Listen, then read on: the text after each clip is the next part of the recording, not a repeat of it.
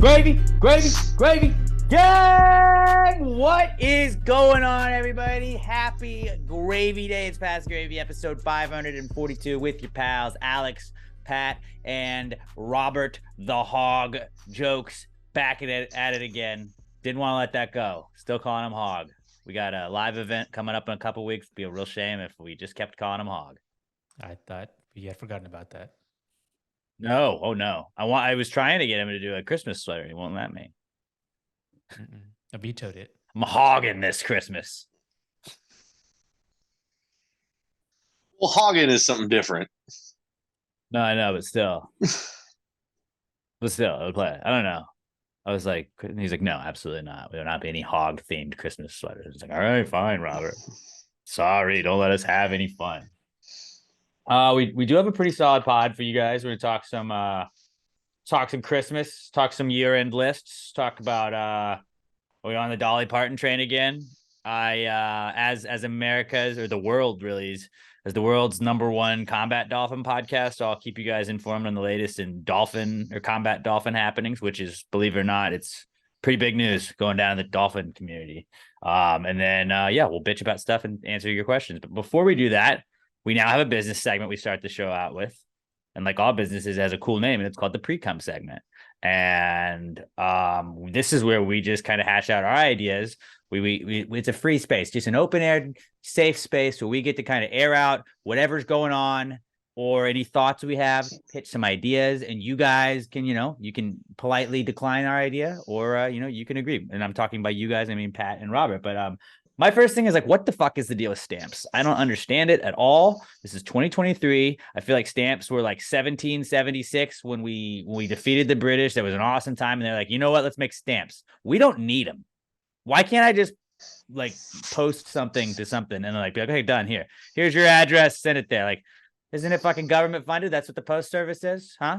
Why am I paying stamps? Why am I paying stamps? Now it's like, why are they raising? Why are they going up? I don't understand it. Makes no sense. We don't need stamps. It's an old timey thing that should just go the way of the fucking butter churn. We don't churn butter anymore. We don't need to use stamps anymore. It's as simple as that. I mean, it's just one more thing that they can charge in tax. But you're right. Like, it's used such a minuscule amount of what it used to, and they've made up the taxes somewhere else. I don't think there's an actual like, it used to be that the stamp paid to like ship it for the shipping costs and everything. But you're right. The U.S. Postal Service is fucking tax funded. It's federally funded. Yeah, we already pay that. Getting our taxes. Or every 4 years we pay for that. Stick something in the mail with an address on it and it goes. We had to run out and buy stamps at work the other day because we had to mail something. And of course we don't have stamps at work because why the fuck would we? Why, yeah. But then like, can you believe the price of stamps? I'm like, no, because I don't fucking buy stamps like a weirdo, dude. But how do you ship stuff? I ordered it on Amazon and I have it sent there. They stamp it. I'm not stamping your shit. If I'm gonna hand deliver it to you eventually when I see you. But I'm not buying stamps. I'm done with it. Also, because done with it. Let's boycott stamps. And then Big Stamp is gonna have to cave to us. And if they cave to us. And don't they expire? Like, that was the whole thing about forever stamps, right? Like, you buy it and it never expires. There's just a little American flag or whatever on it, so you can use it forever. Why would a stamp expire? Like, I paid it. This is the postage. U.S. postage does not expire. Then what the hell is the deal with forever stamps? I thought that was their thing. All postage stamps issued by the United States since 1860 are valid for postage from any point in the United States. Okay. What the fuck are forever stamps then? That just makes me angry. I thought that was their thing. And the only reason I know about forever stamps is commercials, and because I used to sell them when I worked at Walgreens. That's it. It's still to this day, whenever someone goes, where can I go get stamps? I'm like, Walgreens sells forever stamps. I don't know if they do. I haven't worked there in fucking 10 years. Yeah, it's the same shit. It can be used to mail a 1 ounce letter, regardless of when stamps are purchased or used, and no matter how prices may change in the future. Yeah, it's like a fixed income thing, right? Or a fixed rent. But if all stamps I don't fucking know. They're stupid. It doesn't make sense. It doesn't make sense. Dude, it's a racket. It's a racket. It's a racket. It's a goddamn racket, Pat. It's making me angry. I gotta start drinking already. Put an end to that. Put an end to the racket. All right, that's what we're here to do. So we're here to put an end to the fucking racket. All right, that's what Pass the Gravy does. Racket, no. Every day I find That's another a reason to racket. get Like mad the at government. Like the fucking toll roads where they're like, don't worry, just get pay the roads. Just get pay the roads. Psych. You're gonna have to keep paying that toll. We're just gonna keep pocketing that money now. Yeah, and Thank it's so you. convenient for my fucking ride home that I use it every day. I think I spend like $100 in tolls a month. I don't even know. I don't even Fuck look at it. tolls, It just takes out my 20. Don't pay it. Yeah, no. It is that problem where it does the like it just is it 20? I think that's what mine was at too. It was like it just pulls like a certain amount when you run out or you get close, so that it's like, all right, cool, we just loaded it again. And you're like, oh cool, I gotta charge. Yeah, mine's like I can hop on Beltway 8 and be home in 20, 25 minutes, or I can try and not do that. And then it takes me 45 minutes to an hour every single fucking time because I'm sitting in 5 o'clock traffic. I'm not going to do that. I got to get home and poop. Yeah. But fuck stamps, they're racket. We're an anti-racket podcast, all right? If you're a racket or a racketeer, we're anti-racketeering, all right? So don't be racketeering around here. I remember the Stamp Act was something that pissed off Americans way back in the day, and we just kept doing it. Robert, what was your favorite part about the Stamp Act, or least favorite part? I didn't like the name. I thought it should be called like I think Stamp needs a new name. They need a rebrand. Something cooler. Yeah, it does. Youth involved. Remember the Broadway play Stomp? It sounds like a shitty version of that. Like, oh, I didn't get tickets to Stomp. I got tickets to Stamp. It's like past tense stamp or stomp. Do you know what Stomp is, Robert? The musical? No. They just like bang trash cans and shit together to make music. Yeah, they would just play on like, they would just use not instruments and play instruments with them. Be like, all right, we took these crazy plastic tubes on these dumpsters that are upside down and then people would like stomp their feet and shit like that. And it was like a whole like, it was a whole thing. It was a whole thing. It's like a ripoff of the Blue Man Group. The way Group. you responded, it was like the Blue Man Group, but with trash. Like a poor Blue Man Group. And not as much paint. And I feel like everybody that was in it looked like they were from Portland or Seattle. Because they were. Yeah. So yeah, it really was Blue Man Group, but with trash. It was just like a trashy Blue Man Group, not as like people, but just like with trash. By the way, I just recyclable. I never Blue saw Man it. Group. I wasn't gonna pay money for that shit. I remember they did like there was like a touring production of it in an elementary school when I lived in Atlanta. They came and like did like a mini performance in our gym where it was like they did like a stomp. They like stomped the yard out and like brought like the bucket that they had, and I was like, "What the fuck? This is sick." They might have done that at my school too. Yeah, it's dope, dude. Robert, just go YouTube it. Like, if you don't know what I'm talking about, kids, go YouTube it, and you'll be like, "That's pretty sick." It's basically what you would just watch a TikTok of now. It's basically white people. Can we do that? Can we just combining? Can we rewrite like, TikToks? Oh, sorry, I thought you stopped. Probably no. I was just saying it's basically white people from Portland and Seattle, just ripping off Blue Man Group and black fraternities from HBCUs and combining it into a show. That's what it was. That was Stomp. It was cultural appropriation. They stole from blues and black people. It's not cool. How old is Stomp now? It's all color blue. It's got to be 20 years. I mean, yeah. Is it not popping up? It's been around forever. Like it has to be at least 20 years old. I probably should have Googled when did it start. Oh, they're English. Did you know that? I just learned that. 1994, almost exactly 20 years. God damn, I'm good. Pretty solid, dude. Good, man. If only I was good at gambling. After 20, there's lots of it on YouTube. Wait, that's 30 years. I'm fucking stupid. Because I read directly below where it says established 1994. After 29 years and 11,475 performances, it closed in New York City on January 8th. Oh, so they finally canceled it? Cancel culture got stopped too. It's crap. Oh, fucking about it. It's coming after everybody. What, next you're going to cancel Elvis Presley for stealing black music too? Well, you can't. They tried to cancel John Wayne. They're like, you can't. They're dead. They don't have to show remorse. Oh, that's Yeah, not we don't stop like him now. Right. Oh no, it did, but it's like you don't get the reaction because they're not there to give you one or not give you one. So it's like, oh, okay, cool. Well, if they about can't that. rebut it, then you win. That's the rules. I guess so. Yeah. So how did we get to stomp? I don't know. Stamps. It all starts with stamps. Fuck stamps. We're against it, and we're against racketeering. Racketeering. We're for racketeering. No. Racketeering. Raconteuring. Yes. I like the Racketeering, Raconteurs. fuck you. Yeah, That's song why that I that's liked. 100% why I wanted to make sure they're my favorite Jack White project. I think they're better than the White Stripes and the I didn't know Jaguar he was in that. and his solo stuff. Yeah, pretty dope. When you listen to Steady as She Goes, you're like, oh, you're right, that's fucking Jack White. Think about it. Yeah, It was Icky Thump. That I like that one. that's White Stripes. That was a good one. Yeah. All right, now we're just naming Jack White songs. Okay, next thing I had for my pre-chem segment. I want to buy a pull-down map and just put it in my house because I feel like that would look cool as fuck. I don't really look at lots of maps in my house, but I saw a class, like it was on Facebook, I think. I don't know.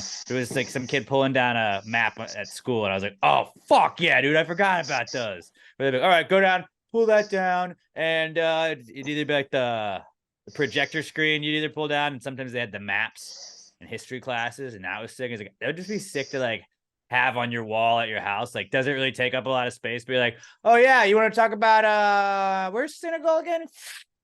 You pull that bad boy down, and you're just like, right there. Oh, we're talking about the Middle East. What's going on in the Middle East? Where is that again? Oh, right over there. Pull it down. How far is Gaza from Egypt? Let's go check. And it felt cool to pull it down every time. To pull it down where you get it to catch so it goes back up. That was always cool every single time. Like, what is the downside of having a map? Like, it's always cool to be able to point at stuff. You can draw dicks on it if you really want to. I think you're better off having a globe if you want to just find stuff. I fully support you having the pull down. Fuck having it be a map though. I think it should just be like a full length one that you pull down and it just shows like who's in the hunt, who's in the playoffs and the seedings. That would be a cool one. Oh fuck, how many games out are we right now? And you pull it down and say, or it's just a blank one and you get one of those overhead projectors that every school had with like lights. So like when you're trying to explain something to somebody and they're at your house, you're like, hold on, let me write it down. I can explain it. And then you pull out the projector and you're just like writing and looking up at the wall at the same time. That'd be sick. Yeah, I've always thought it'd be really cool to just have, like if we ever like when Pastor Gaby gets like an office eventually, I'd like us to get an office one day. Maybe by the 20th Spooktacular, we'll have an office and just to have just like a room with whiteboards and just projector screens on it and like maps. Like that's just I want that to be one room we have. And it's like, well, why? Is like so I can write down stuff. Like I love writing on like I'm such a fucking weirdo. Like on all the podcasts, like we type out the prep sheet and then I write out my thoughts on the prep sheet just because I'm a weirdo and don't want to just type them. Like I don't know why. But like I've always like when I do bets, I'll just like look and I'll like write down all the ones I like and then you cross out some and you circle some. Like I would love to do that on just a whiteboard every day, like a beautiful mind. Just like, okay, Atlanta +3. Fuck yeah, that's gonna totally hit right here. Minnesota -3. No, we're going Bears +3 in this one. Like I would love to just fucking have a Sunday morning and just like drinking the coffee, set it down like a teacher, just go to the fucking whiteboard and start putting up some bets, start figuring it out. That would be awesome if I could just do my bets like because if it's big, I won't forget it. I keep a gambling like little notepad in my pocket that I will write down on that, but then I forget about it because it's in my pocket. And also, early not cool, I left both of those at my parents. I had a work one and a gambling one. Fucking left them both. Great. But when I was doing the podcast at my buddy's house when I was house sitting, if you remember behind me, he has 2 that are on wheels. That's fucking awesome now that I think about it. He uses it for work because, you know, he's an adult. But like, yeah, that would be super sick. Especially if you got like hardwood or tile. It doesn't work so well on carpet, but you've got it on the wheels so you can like wheel it around. Like you're writing something down, but you have to go to the kitchen. You can just wheel it with you and like not break your train of thought. That's what you need. That's what you need. Wheeled dry erase boards. That'd be so much. Yeah, you're right. God, the pull string is so satisfying though. Oh no, That's not as I'm gonna get the pull practical. string. I've already looked it up. It's $62 on Amazon, and you just gotta like screw it into the wall. So that'll be something I'm buying myself soon. Or be really I'll cool, just be like, Emma's like, dude. "What do you want for Christmas?" I want this pull down map.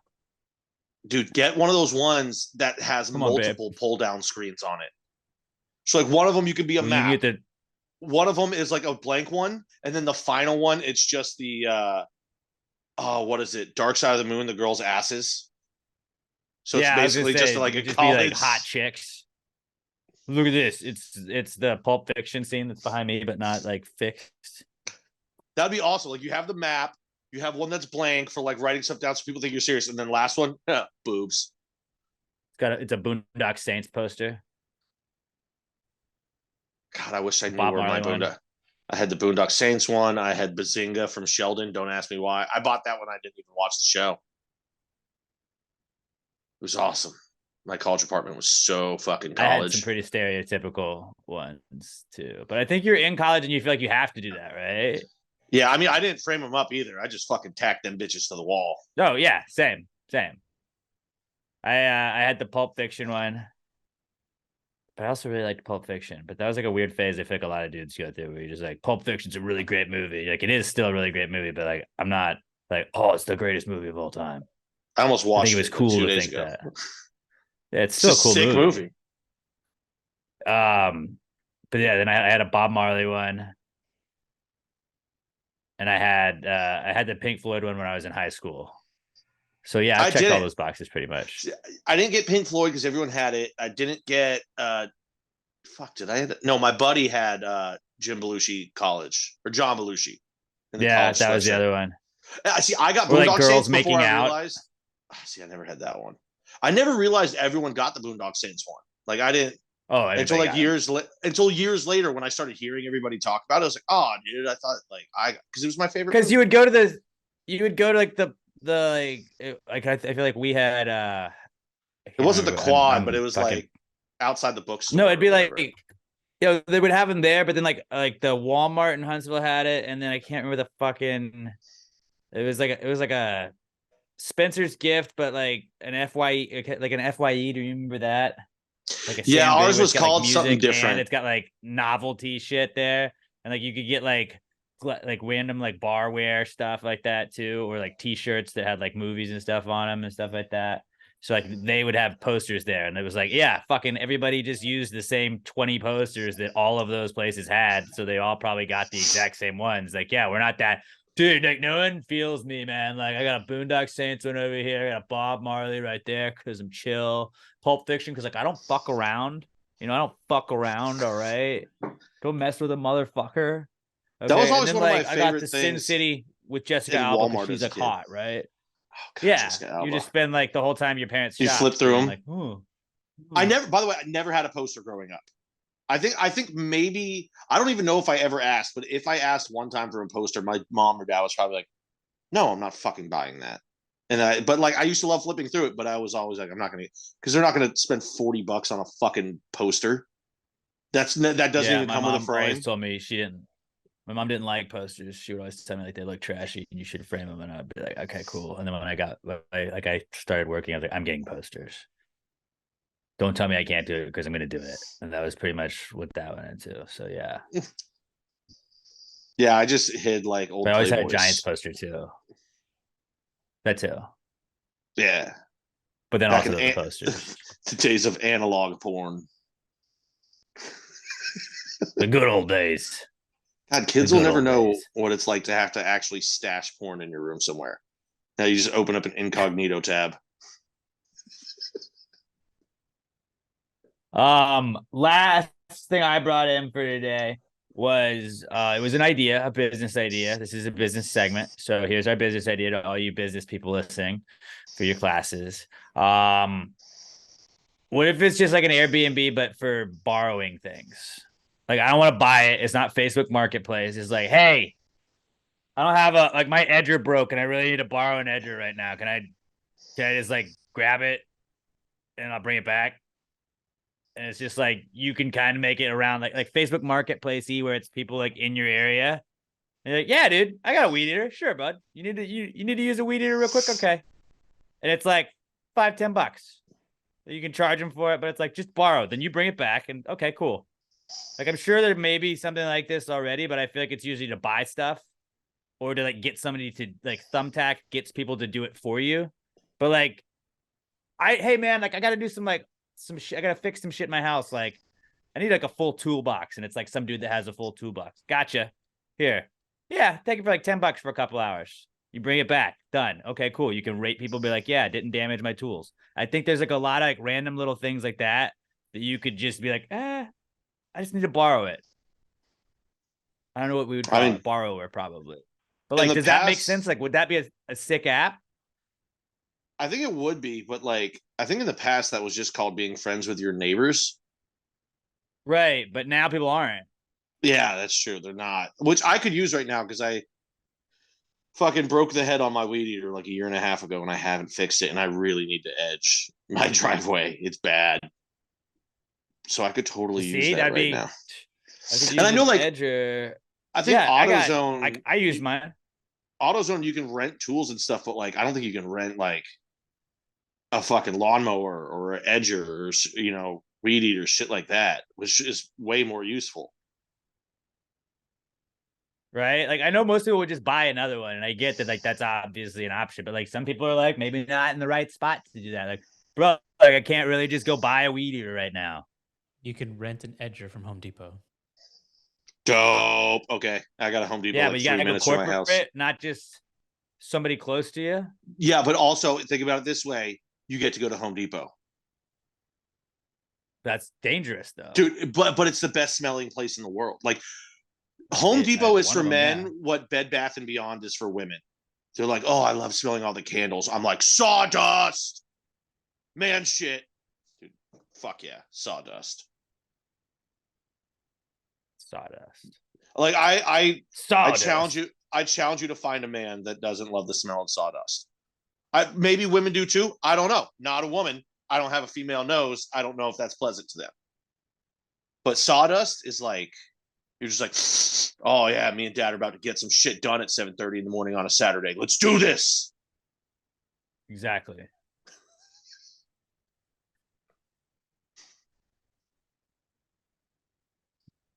I want a sawdust candle. But I think like it wouldn't just be like weed eaters and stuff. Like and again, like yeah, you could rent tools, but like I just need like a wrench, bro.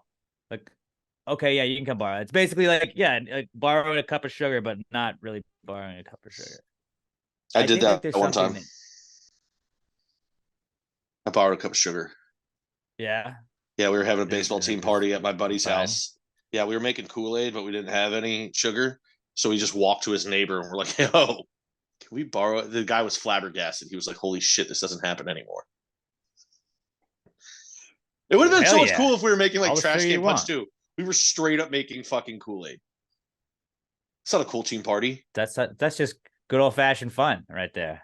I remember we had to borrow sugar for the Kool-Aid, and I almost threw up from swallowing a little bit of dip spit. That's all I remember from that party.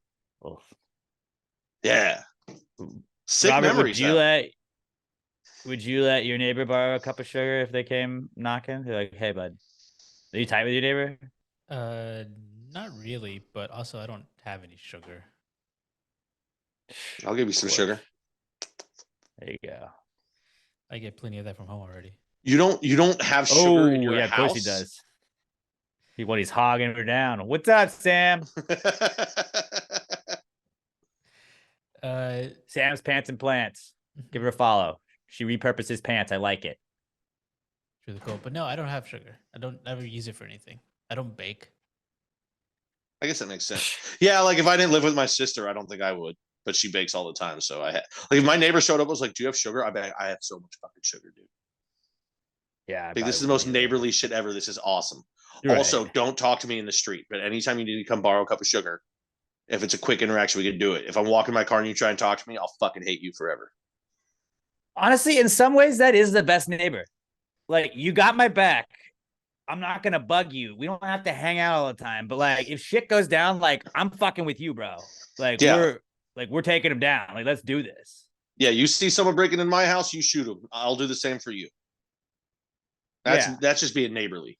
That's the best kind of neighbor. I live in a corner I mean, lot if you too, have so I only have one neighbor. That's pretty dope.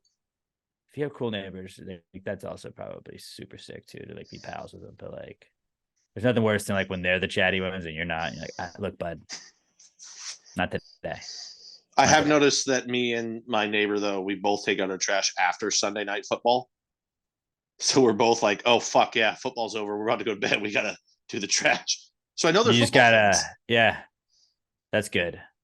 It's a good sign for sure. I just give her a nod. She gives me a nod. We're good. We have Emma and I looking for houses. It's like I just hope we get fucking cool neighbors. We'll probably get the worst neighbors. Whatever. I can Uh, torture my neighbor until they move. We could be neighbors. there you go.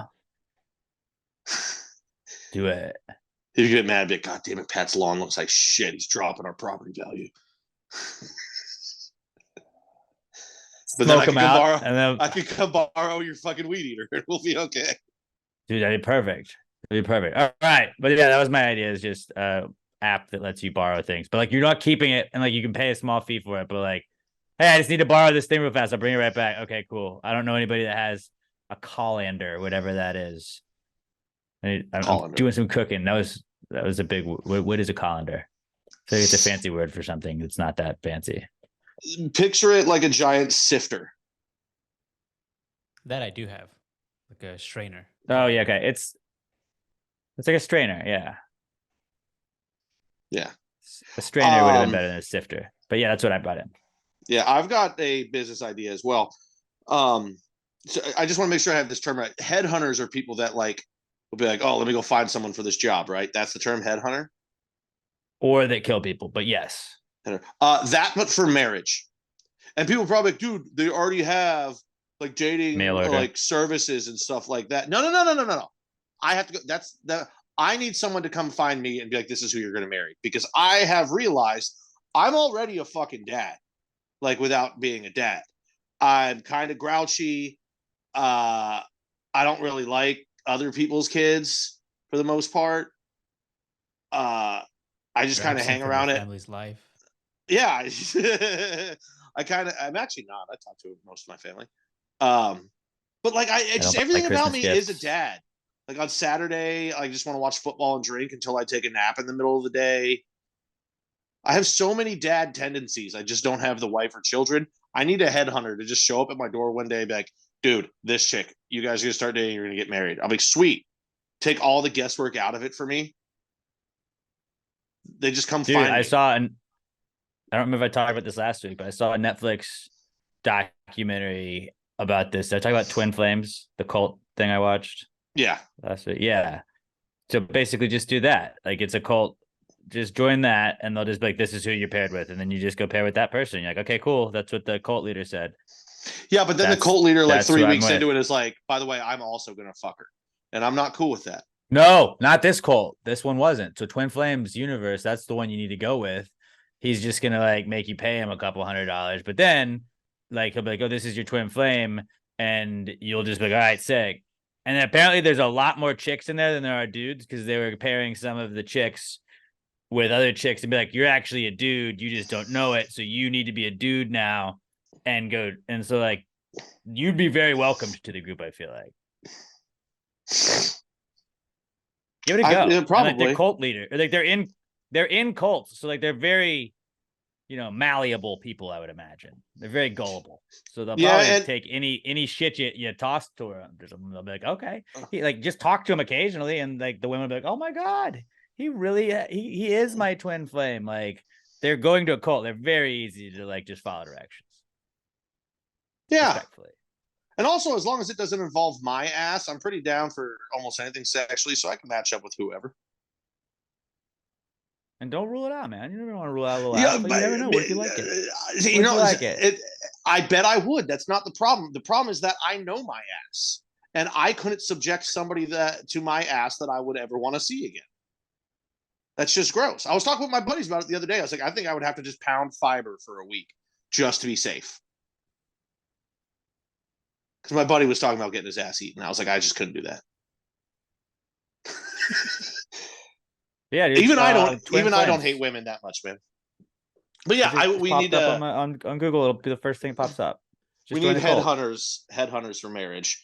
And Yeah, that'd then be a the good last idea. thing I had, this isn't a business idea. It's just something I was doing some just totally normal on the internet, no weird searching, nothing weird like that. But I came up with a question. Once you become pregnant, are you no longer fertile? Because I mean, fertility, it's like, okay, I feel like that's the ability to become pregnant. But once you're pregnant, you can't get pregnant again once you're like while you're pregnant. So like, are you not fertile once you're pregnant? No, I think like that is a good question. I Like think that I always feel like fertility is the ability to become pregnant. I think fertility is the ability to become pregnant, but then like you being pregnant is like the ultimate fertility. It's like I'm fertilizing. You're fertilizing a child, are you not? Like that is what like being pregnant is, isn't it?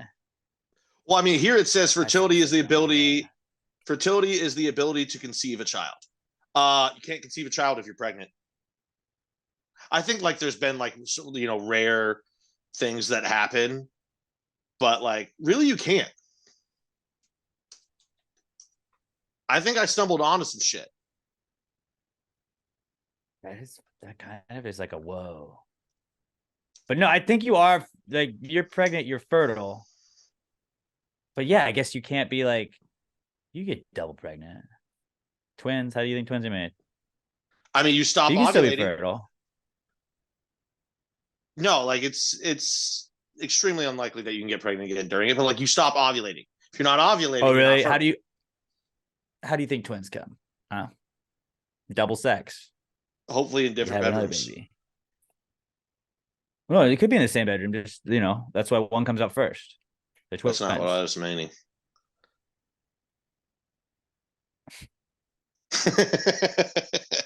But yeah. I don't know, Robert. What do you think? I think it becomes like you were and no longer are. You See, were fertile, now you're not. Okay. 2v1. No, I see your point. Like I'm not saying it's not a good point. I kind of agree with you, but then it's kind of like, but you're still like you're fertile You're not. because you're pregnant, but you are fertile because you're pregnant, or else you wouldn't be fertile. You wouldn't be pregnant if you are like. It's not a binary. Actually, I think it is a binary thing. You're fertile or you're not. You were fertile. You became pregnant. Now you're not fertile. Okay. I can see like that. All right, fair. You win. You win this one, Pat. You win It'd be this amazing one. if I just had like one real female friend that I could ask these questions to. Like I used to have female can't keep them friends, around long now enough. I don't.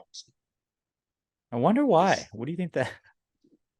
Well, because now they're not forced to be around me in high school anymore. There you go. They grew up and got lives, and we're adults now. We're adult friends. We send each other a meme every 3 months, and when we see each other, we hug. That's adult friendship, baby. Robert, what'd you bring in for the pre-com segment? Well, it's the off season for baseball, and so MLB has to like come up with headlines and things just like to push out on their app and stuff. And today I got one that was is Otani Hall of Famer already, and I don't know. It just is that too soon? He's only been in the league since 2018. Yeah, it's He's way not. too soon. He's not. Yeah. Now, Will he be? Yes, probably. But it might no, only he's take not right now. it might only take 2 more seasons. He puts together another couple 50 home run years, and you're like, even if he gets injured and he goes down, now like regardless, he'll probably make it like just for his international impact on the game and being the first ever like really great pitcher and hitter combo. But like right now, if he just retired, I wouldn't put him in the Hall of Fame. He'd get in, but I wouldn't. I wouldn't. He won the MVP this year, right? I think so. Yeah, him and Acuna. And then Right? is that the only one he's won? Did he win? Yeah, I don't even know if he won it this year. I can't remember. I don't know, dude. Baseball feels so far away. Because I think now. like if you win multiple MVPs, like that's pretty much Hall of Fame, right? Like Mike Trout will be. He might never win a playoff series in his career because he plays for the Did Mike Angels. Trout win MVP? Yeah, he won the But AL I think at least once, right? I want to say he's won like 2. His only 'Cause problem that is was he's the been joke getting that he injured, would but just go off. yeah, he's great. Like there's no doubting Mike Trout's greatness, and there's no doubting Ohtani's. But Trout's been doing it for a while now. Ohtani's been doing it for like 4 years. Yeah, Otani won it 2021 and 2023. Okay, so he's got 2 So already. I think you're a Hall of Famer. No, That's my Eli Manning theory. My Eli Manning theory, where you want to shit on people shit on you. I'm a homer. I get it. Not to make it biased towards the Giants. Eli Manning won 2 Super Bowls. He was the MVP of 2 Super Bowls. How do you say that guy can't get in the Hall? Like, how do you say that? You know, like that's like there's 7 people on Earth that have been multiple Super Bowl MVPs. 7 human beings on Earth have been that, and you're gonna say this guy's not a Hall of Famer? Can you say the story of baseball without Shohei Ohtani? Probably not right now. Can you say the story of football without Eli Manning? You might think maybe. But no, he beat the greatest quarterback of all time twice, and yeah, you ended an definitely undefeated can't. season. So you have to use Eli. So no, I would say both those guys by the Eli Manning factor. As an Eli Manning homer, you gotta get Shohei in. Shohei's a Hall of Fame already. And did you say Trout had won multiple? Yeah, he won 3. Yeah, 3. Oh, Trout, absolutely. Yeah, put them both in. Yeah, Which is hilarious. And, That makes and it the even more more thing, funny. I was thinking it's been they like aren't 4 good. years, but it has been like what 6 years Otani now? Because you said he came in what 18? Yeah, 18, 22. 19, 20, 21, 22, 23. I mean, yeah, it's just the problem with even when you're like, dude, he hasn't played long enough, but he's so good. He is the best baseball player we've ever seen. Any of us. It's undoubtable. Well, Because yeah, not only can he do it at the plate, he does it on the mound and he dominates both of them. Yeah, no, What the you fuck can't was I really, saying? you Otani's can't definitely really Hall of Fame. argue it.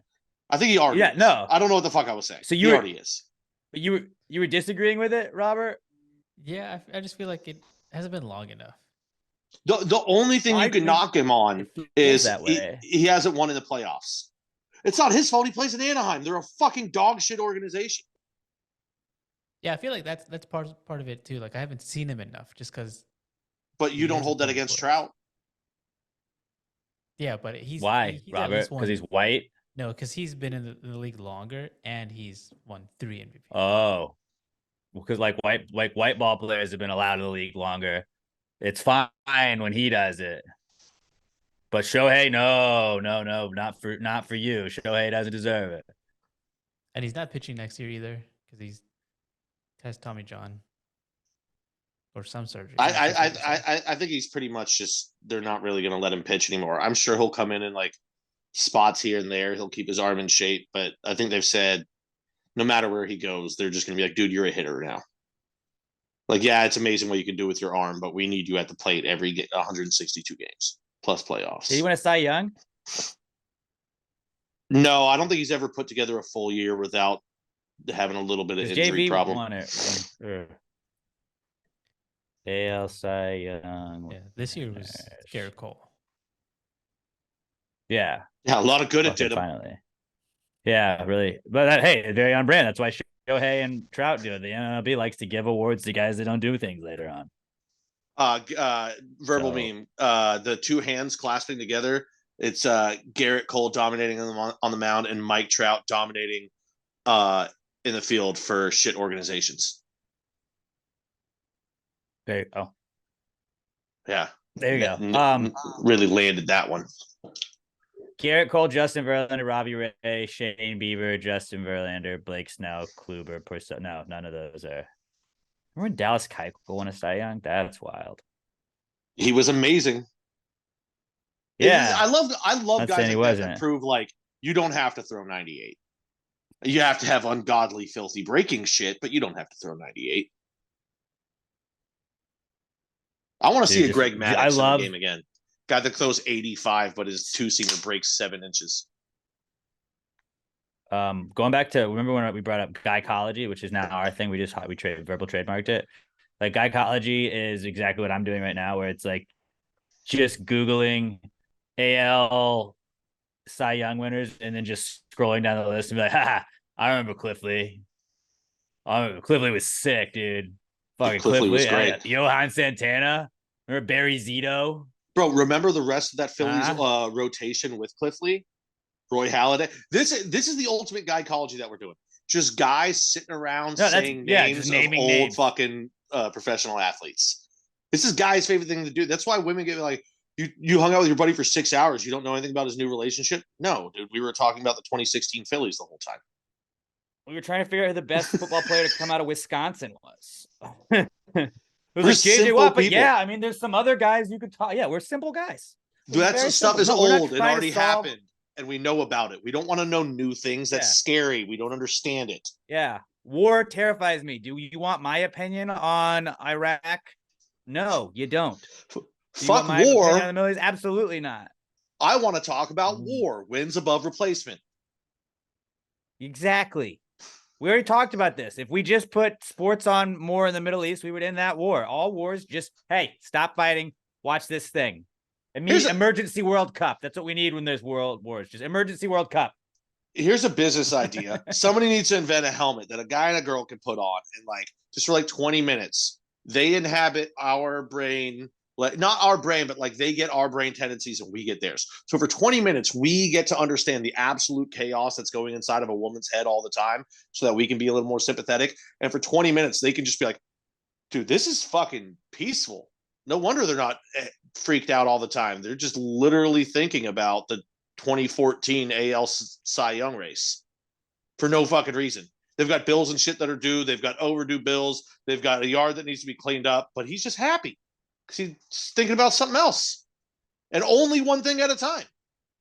Even when we think about multiple things at a time, it's really only one. I was staring out the window the other day and it was like, what are you thinking about? Like, I guess sometimes you can like tell when I'm just like lost in thought. And I was straight up just thinking about like, all right, if the Giants play the Patriots tomorrow, so they're going to do that. Like, how are they going to come out? And I was like, nothing. And she was like, what do you think about? I was like, how the Giants are going to use Tommy DeVito against the Patriots tomorrow. Like, because like my game plan obviously matters, but it's like, I don't know, it's just that's my brain. That's my brain is very stupid. My brain is very stupid and it runs on football mostly and just sports. And I can understand that and I feel safe with that, like you said. Sports are safe. Even though they hurt you, they're still safe. Sometimes. God, dude's fucking rock. Dude's fucking rock, dude. And like, how awesome is that? Do we want to do NL? Can we do NL real fast while we're at it? Let's just do it. Robert's like, this is my time, guys. NL. Do we want to do MVP or Cy Young? MVP. So this year was Acuna. I can't go back any farther than that because my brain has erased it to make room for new dumb sports shit. Paul Goldschmidt was last year. All right, here we go. Here's the idea. Okay, Goldschmidt was the year before. Give me the team. Give me the team, and I'll see if I can name the guy from the year before. So that was last year's 2022. 2021, you said Phillies? Mm-hmm. Trey Turner. Bryce Harper. Fuck, I want to say Bryce, but I thought that was too obvious. Oh, okay. Year before, 2021. Or was that 2021? That was 2020. 2020. 2020. Atlanta. Oh, was Atlanta in 2020? Fuck, I thought it was going to be Dodgers. Freddie Freeman. Yep. Correct. All right, last one, 2019. Let's not keep going, but we got to go pre-COVID. Last one, 2019. Dodgers. Mookie Betts. Bellinger. Cody Bellinger. He won the MVP? Yeah, which is crazy because he played in the Little League World Series. Oh, you know what's crazy is that as soon as all the side stealing shit came out and they bashed the Astros for it, all of a sudden the Cody Bellinger just sucked fucking dick after that. Like the Dodgers who talk so much shit, their best player all of a sudden wasn't good anymore. It's fucking crazy, dude. Oh, dude. Let's just do this. Just the gynecology segment. We'll just add a segment. Robert loves that when we do that. And we'll just be like, all right, today's topic is we need to make a wheel that we spin. And whatever the wheel is we spin, that's what we have to just Google and be like, ha. Two wheels. Guy. 2 wheels. One wheel just shows the 4 major sports. Maybe we take out hockey because we love hockey, but nobody else does. No, we would just do the major sports, but we would just put them all like on. We would just put like a really big wheel, and then every time the wheel happened, we would get rid of that slice. And then the other wheel, it'll say like MVP, offense, defense, or like something else. It's like 4 things, and then we pick that sport, that category, and we go. I miss talking sports on here. We don't do it enough anymore. I know Robert disagrees with that, but the time machine though, we did so much sports talk on the last one too. Yeah, but like I miss having this. I was thinking about this. I miss doing our picks live. I suck now that we don't do it live. I'm very bad. We did go 6-0 combined on Thanksgiving though, so shout out to us. Way to go, Pat. And Black Friday, Thanksgiving and Black Friday, nailed it. Yeah, and then I fucking sucked the rest. We did Where You Been, which was just a recap of what we had done, which ended up we just scrapped that segment. And then when COVID happened, we were like, we're not doing anything. Let's just do the time machine. We would just we would just pick a random year and Google what happened on it. And like it was the time machine. That was great how we still did like a month and a half of COVID of Where You Been. I was like, I've been at work and then home. You're like, same. All right, this isn't really doing it. Yeah, this is a short segment. All right. That's enough of wasting y'all's time. Sorry about that, guys. But I thought I had fun. I thought we all had fun. I think all the dudes enjoyed that segment, and the women hated it. I remember those guys. But that was all you had, Robert, before we took over, basically. Yep. Sorry about that. No, that all was right. That was the Precome segment. Let's move on to the Comeback Kids segment. Brought to you by our good friends at LittleMShop.com. The holiday season is here. You're trying to, I know Christmas is right around the corner. You're maybe getting a gift for your kid's teacher. You need a little knickknack, a coworker, something like that. Tchotchkes. You want to give them a nice little tchotchke? LittleMShop.com. Best place to go get them. LittleEMShop.com. They do have the best air fresheners in the world. Go for the air fresheners. Stay for the tchotchkes and the stickers and the compact mirrors and everything else that they have, as well the customizable keychains that you can get. But the air fresheners, those are the best in the biz. I promise you that. You have the pass the gravy stamp of approval on the Little M air freshener. Spoiler alert, we're gonna give away gravies at the Spooktacular coming up next month. But LittleMShop.com, absolutely, Little M Shop wins the best air fresheners gravies. Obviously, like there's nobody even close. Oh, dumb little bitch trees. Yeah, no, not even nominated. Little M Shop would win that gravy award right there. LittleMShop.com. Go there. Use our promo code PTG69 at checkout. You're gonna get 10% off your order. You're also gonna get free shipping when you spend $10 or more at LittleMShop.com. So spend $10 and get 10% off your order when you spend $10 or more at LittleMShop.com.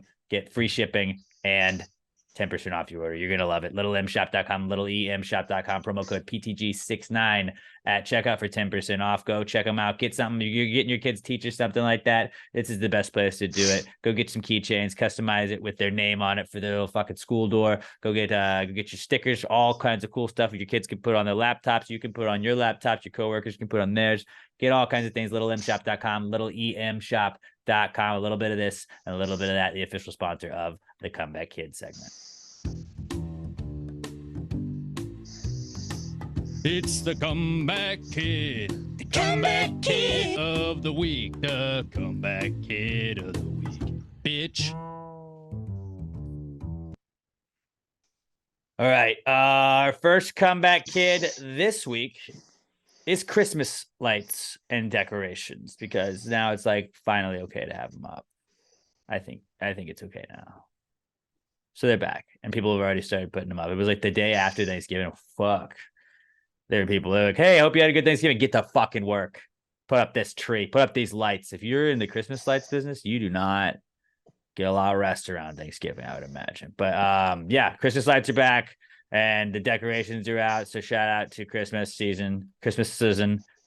And then also the Die Hard a Christmas movie discussion season is back too. So just, I think it was a couple years ago, I gave up on this fight and was like, don't even bring it up, because then you get people like, no, it's not. Yes, it is. I've already said personally, I don't think it is. I'm not going to argue. You can think it is, and I'll say, yeah, sure it is. Definitely, it is. Whatever you tell me Die Hard is, I'll say yes. You are right, because I don't want to have this conversation for the 97th time in a row. I'm there with you. Well, I mean, I will always be team yes, it is. But I think I've finally gotten there where like, and I can't like if somebody says no in front of me, I'll be like, yes, it is. And if they start arguing, I'll probably get sucked in. But I'm also, I think this is it's a young man's game to argue this. This is an argument for your teens and 20s, probably more so 20s because in your teens you're too horny to give a shit.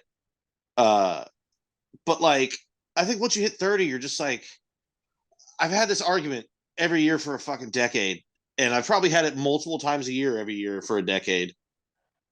I'm tired. I don't want to argue this anymore. I believe it is. Same points I are will thrown always out believe it every is. combo.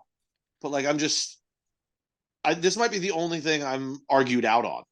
I've never There's seen almost it, but my vote is no. We knew that. My vote is no, it's not. I like that.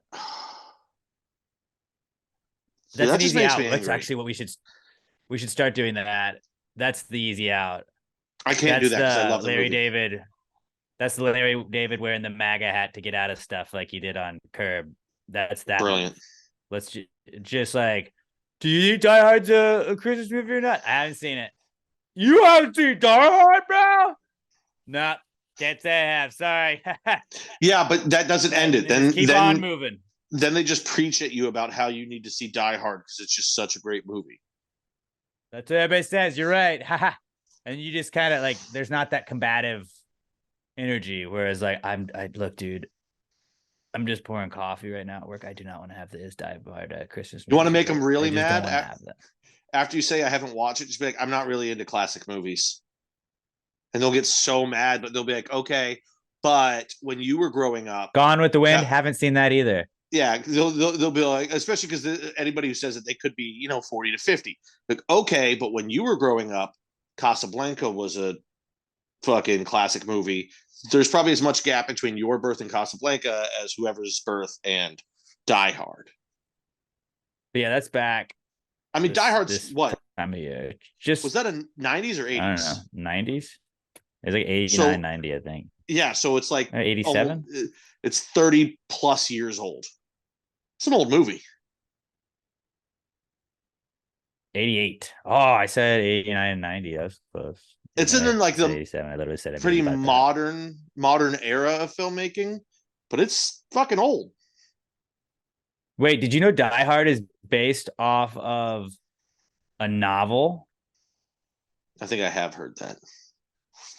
But like every Roderick other book, Thorpe's we made it better by turning it into a movie. Forever.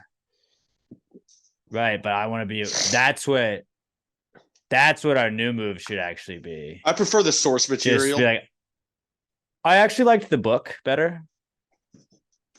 Die Hard the book, but you've only seen the movie. And then you can turn it on them and then make them feel small. No, but then you just seem like a pretentious fuck.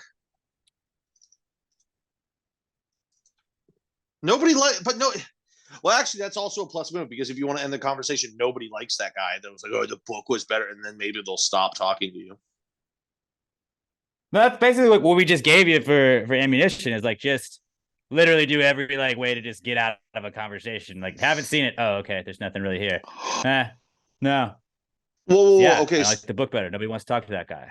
So that book is actually a sequel. So what I'm finding out now is there's room to make a Die Hard prequel. Now, I'm not usually a big fan of this kind of shit, but I could be talked to more Die Hard if you get the right person to make it. Maybe Thanksgiving on his way to where then he was going to Nakatomi Plaza later. It was just called The Detective. It's like two. It's like that was before. Oh, hold on, that was made into a movie starring Frank Sinatra, so it's already been made. Fuck. We can remake it. Don't you know that's the hot thing to do, bud? That is. Remake it's a lot cheaper to readapt a movie than pay to write a new script. And to think of a new one. Soft. Die Hard. We're not talking about this year, unless you want to say that you preferred the book. So those are some tips to getting out of that. All right, next time back. We say we're not going to, but Alex O is going to tweet at me that Die Hard's not a fucking Christmas movie, and he's going to drag me in. Then don't engage. Just don't engage. I can't help it if I'm drinking, which is usually. Moving on. All right. Next comeback kid we got is year-end lists. I saw today the Spotify Wrapped started coming out.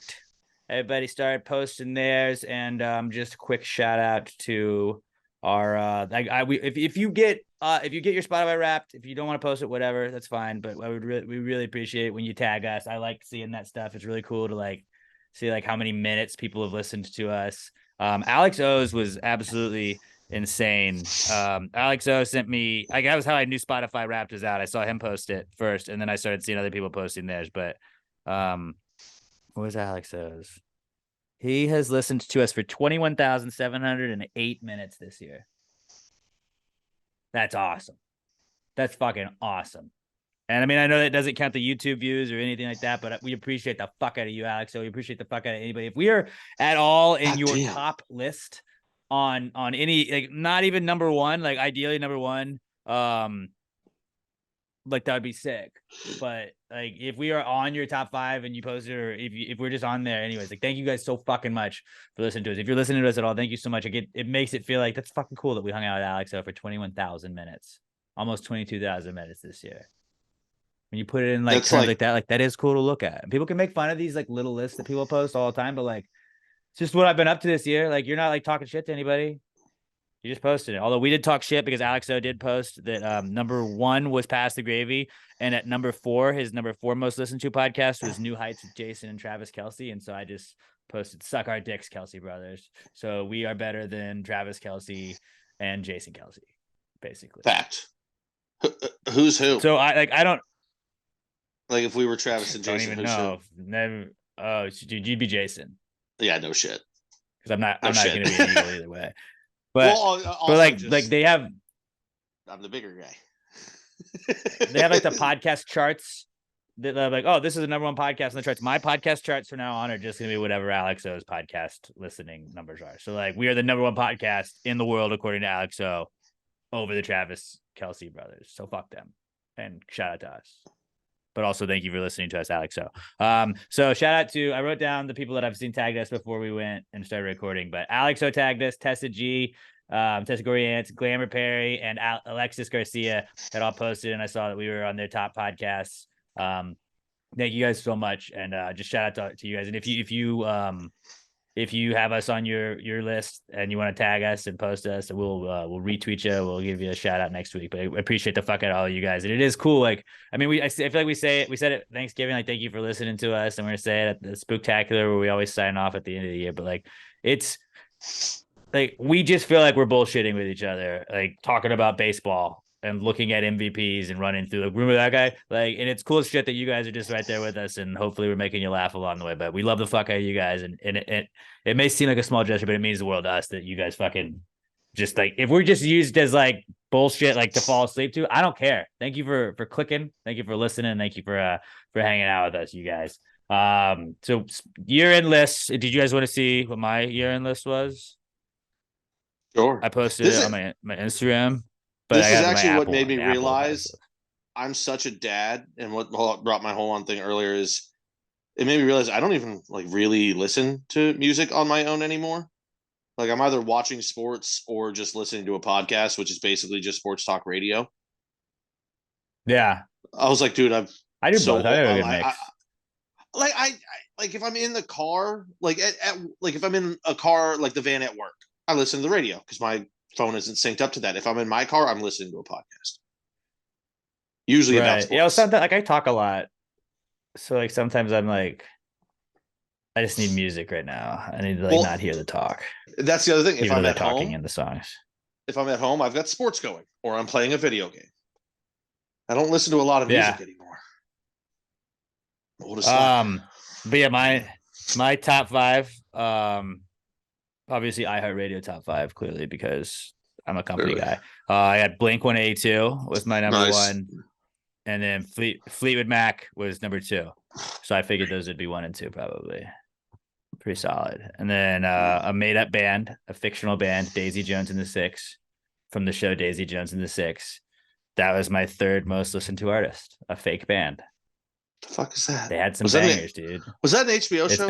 It's like it's on Amazon Prime. I highly recommend it to everybody. It's like just one-off, like 8-episode show, and it has Elvis's granddaughter is the main character in it. Elvis's granddaughter plays Daisy Jones, which is cool. I don't have my book Yeah, to write I think down you a might fucking like it, reminder on. but it was inspired by like Fleetwood Mac, so like that kind of got me. Oh, now I'm gonna get into this Fleetwood Mac. I do remember kick, and hearing it was, about like, this Daisy now. Jones inspired. But they got some bangers. You should check it out if you're looking for something to watch over the holidays. Daisy Jones is 6. But I got them as 3. Taking Back Sunday as 4, Nice. and LCD Sound System is 5.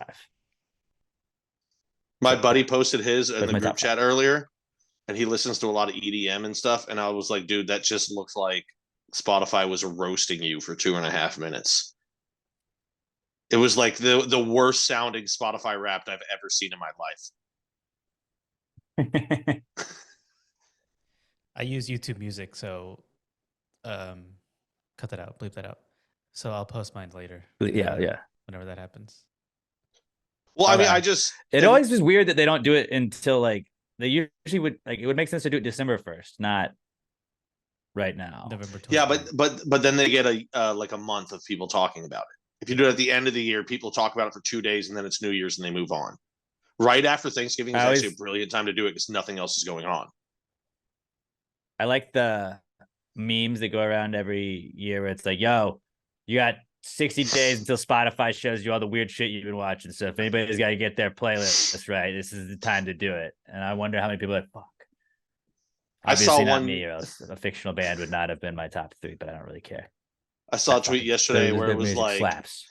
It's almost the time of year where people post their Spotify playlists, and every girl is like, I'm so mentally unhinged. And then it's just 5 Taylor Swift songs. It's like, yeah, that's exactly what it's going to be. Well, it's easy to like make fun of where it's like, I don't really care, but it's kind of like, I like to just post. It's like, I don't know, here, look at this. And like, I'm not like, OMG, this is so totally me. Cause like, yeah, it is. That's what you listened to. That is obviously you. I looked at it. I remember looking at it last year, pulling up my Spotify and be like, holy fuck, I haven't done this all year. And I think I had listened to 48 minutes of Spotify for the entire year last year. I honestly I'm not even going to pull mine up. I don't know if I opened Spotify this year. I'm sure I did at some point. I go through a bunch of different ways to listen to music. But like I pull up shit on YouTube. My top I have song, Apple Music now. My top song was it was 3 Blink-182 and 2 Fleetwood Mac songs are my top 5, but my number 1 song was played like 400 more times than my not number 1 song. It was Dance With Me from Blink-182, and I remember when that came out, they just put the single out that weekend, and I was like, this song fucking slaps. So I would just listen to it on repeat for like the whole weekend. It's like, I bet all of those listens came literally that weekend. Like if it was a CD, it would have burnt. It would have like not worked anymore. I think like 2 years ago, my number 1 song was "I Want to Fuck You" by Akon, but it's because like one night I couldn't fall asleep, so I just put that on repeat, and I fell asleep, so it played for like 6 hours straight. But like it's a very soothing song, so like I was able to fall asleep quickly to it. Also, I would I heard this song again the other day, just in case anybody wants a random one to throw into their algorithm. Go to YouTube. Kermit the Frog singing "Hurt" by either 9 Inch Nails or Johnny Cash, depending on which one you go with. It's fucking great. And then me and my buddy at work, we were talking about it, and then we started singing songs either as Kermit the Frog, or I was also doing Goofy. Goofy singing serious songs is fucking great. That's pretty good. That's a fun game to play with people at work if you can do a Kermit or Goofy impression. Well, gosh. All right, next is sorry, we got stalled there. Dolly Parton.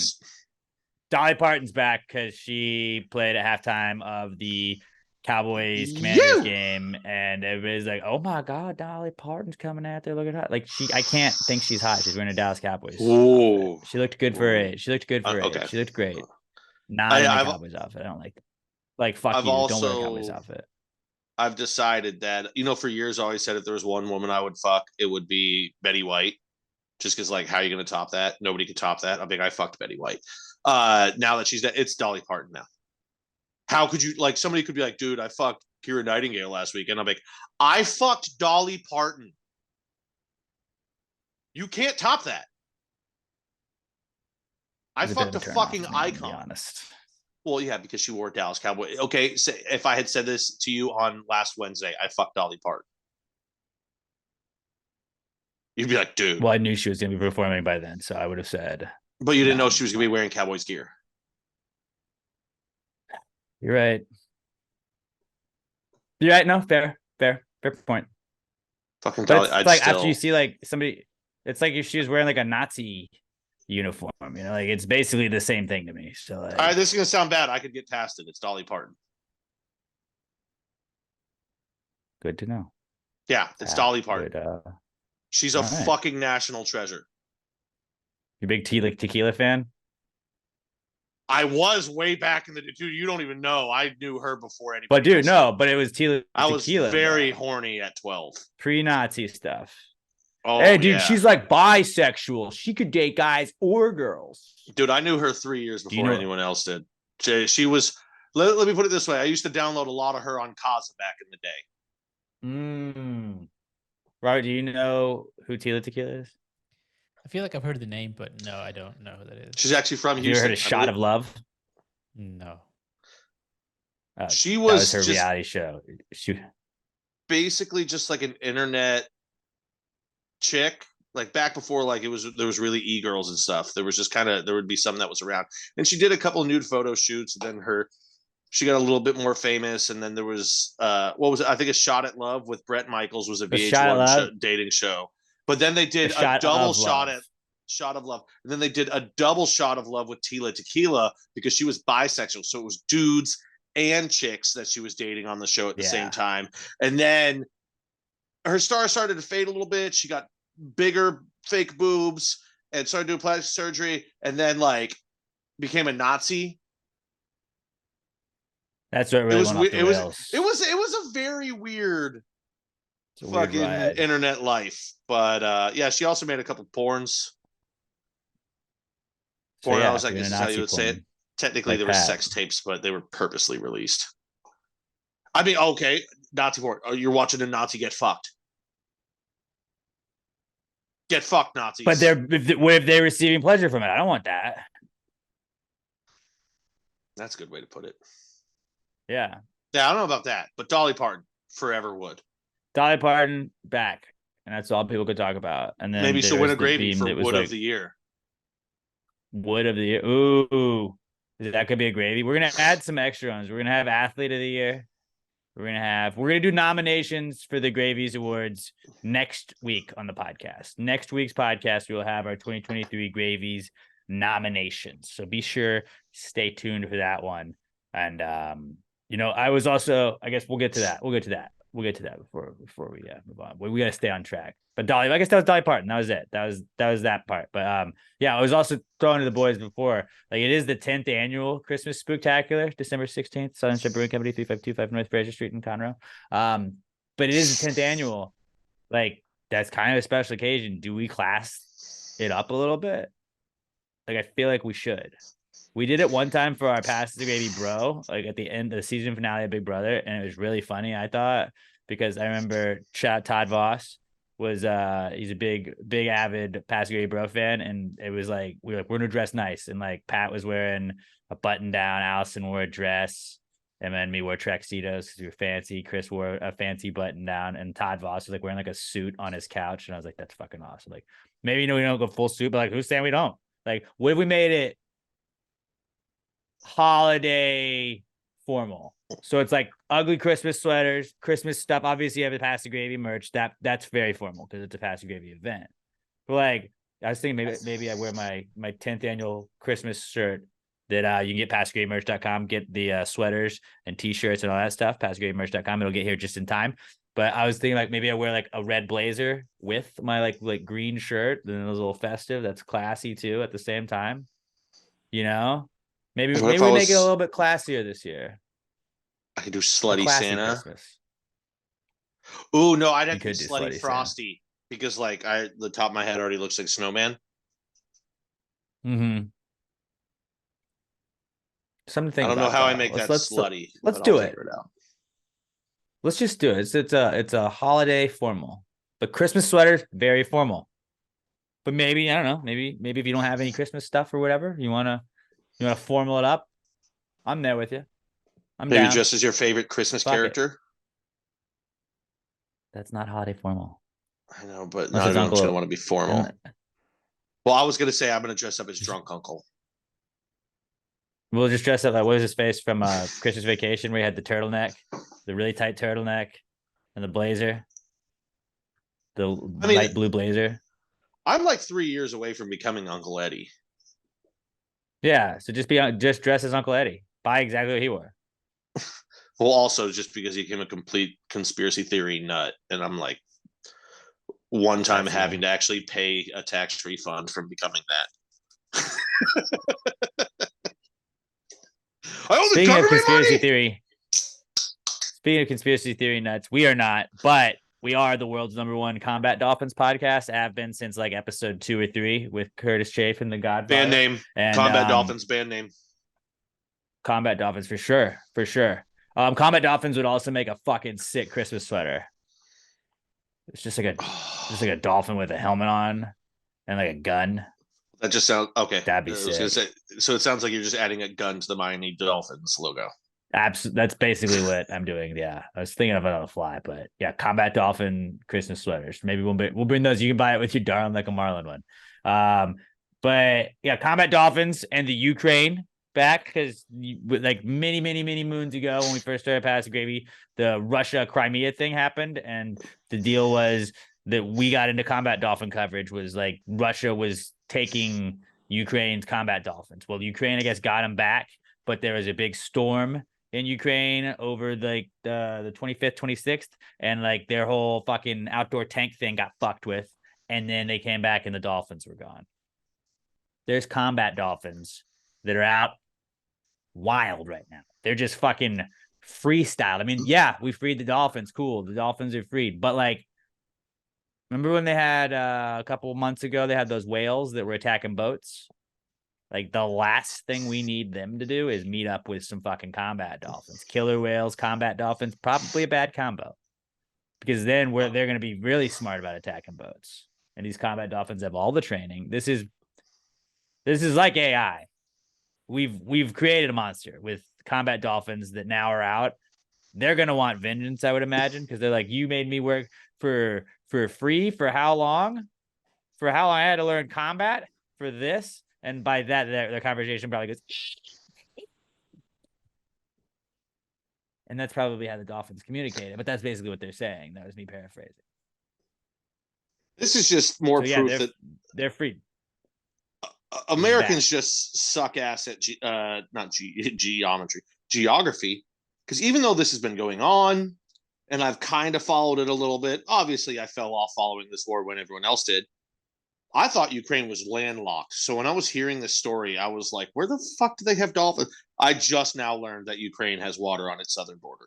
And by just now, I mean you started talking about this, and I Googled map of Ukraine, and I saw it. I thought this was a landlocked country. If you had a pull down map, you could have just right there. Boom. How there sick would that, dude? Where that Packers blanket is, just buy a pull down map and use it as curtains. Dude, now you know what? That could now this makes more sense because I do slightly remember hearing things about. Wait, is that the Black Sea? Hold on. Obviously, I need to see a whole map. On anything Combat Dolphin. So, is that just like how the fuck? Dude really needs to pull that map so badly because like I do remember hearing something about the U.S. sending in like ships. But I was always like, that doesn't make sense. I mean, like, but I was always like, oh, you know, long range missiles. We can hit them from fucking anywhere over there. But now that I see it, yeah, it's just like. Or the Dolphins could fire the missiles. See, the problem is it's like the Mediterranean ends and then it goes into the Black Sea. And once the Mediterranean ends, I know nothing past that. That was always my problem. But I remember being very good at geography back in the day. This is just, I'm learning so much today. It just like it goes to show you what the media really wants to tell you. Like they'll tell you what they want you to know because Like we've heard all this stuff on the news about all this stuff to be scared of, but like not once have they been like, hey, by the way, these Ukrainian combat dolphins got out, they're free, and those orcas that were fucking boats up, we don't know if they've met up and are starting to fucking help them out. Like this is like a dolphin whale Al Qaeda situation where they're like training them probably in their sea camps, and then they're gonna go fuck shit up. Like this is we're creating possible like dolphin whale terror cells by not knowing where these combat dolphins. Well, This is an international crisis. hear me out on this. Atlantis. It's an international crisis. International crisis. I think Atlantis might be real, and they got the orcas going, and the orcas went and freed them. Atlantis is building their army, and we have to be ready. Probably. Yeah. Dude, they're going to fight back. I don't know if it's just the Atlantis thing, but this isn't good. This isn't good. And like, we can't just like pretend that these dolphins aren't a problem now. Like they know combat. See, my brain is fucked now. Now that I've looked at maps of this, I can't even think about dolphins anymore. I'm just like, well, one, I thought, holy shit, Ukraine is huge. And now I'm like, oh my God, Russia's really fucking huge. But dude, Ukraine is like a third of the size of Europe. Also, if you look at the map, right, like if you have just Ukraine colored and everything else is gray, it looks like it's got two little feet at the bottom of it, just like running. That's cute. That's sick. I see I can think of one thing at a time. I'm like switching back and forth between maps and dolphins. We're also going to have a gravies for War of the Year, which is going to really heat things up since the Middle East got into the game. Because I feel like Ukraine, Russia, we don't know if they lost too much steam. We got to pick a side. Which is the better war? Or worse? One, the leader was an actor who became the president, played a president. The other one, they've been fighting for 6,000 years. So like, but that's where are we going to go? War of the last six is it War of the Year? War of the last 6,000 years, Pat? What have you done for me lately? You know, that's what I'm saying. Well, I mean, lately there's been a lot of war crimes in one of them, so maybe the other. I don't know. They just stopped telling me about Ukraine, and I'm not going to Google it. Are there any other wars going on, Robert? Maybe I should ask. Maybe I should ask the girl who's a Ukrainian at work, who's like here as a refugee. I should be like, so how's it going? How's the war going? Ask her I don't know if she thinks it's better or worse than the Middle East. So you guys winning would you trade places? So yeah, combat dolphins are back, and that's your combat dolphin update.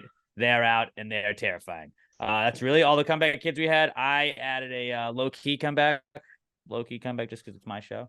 The Detroit Red Wings low-key comeback. They signed Patrick Kane, and they are already a low-key wagon that they're just about to fuck some shit up in the NHL. So, and for people that don't know, NHL, Patrick Kane, one, has a great name, and two, is probably the greatest, maybe the greatest American hockey player of all time. Yeah, until Dylan Larkin passes him.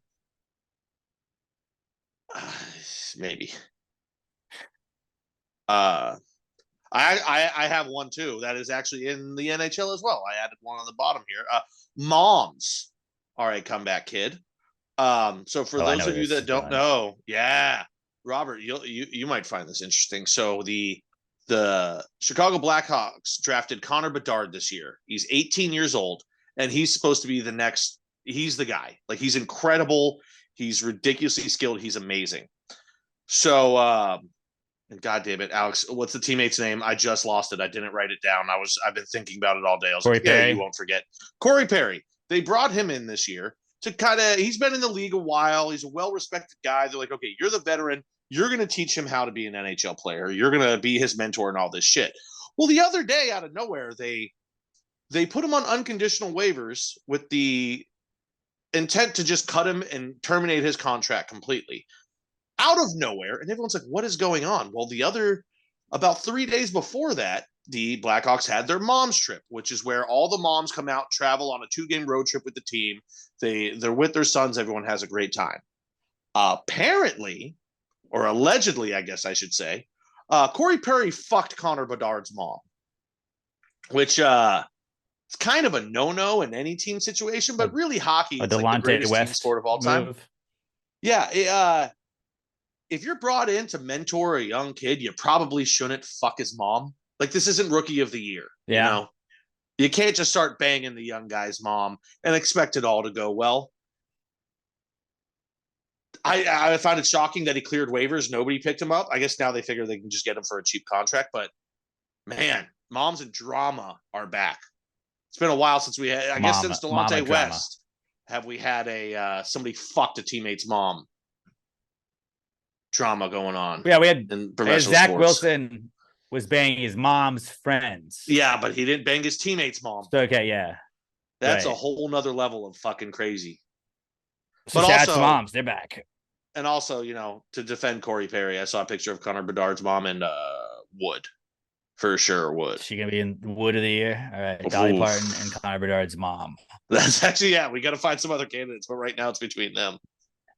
And I'd also like to nominate Oak. It's a good kind of wood.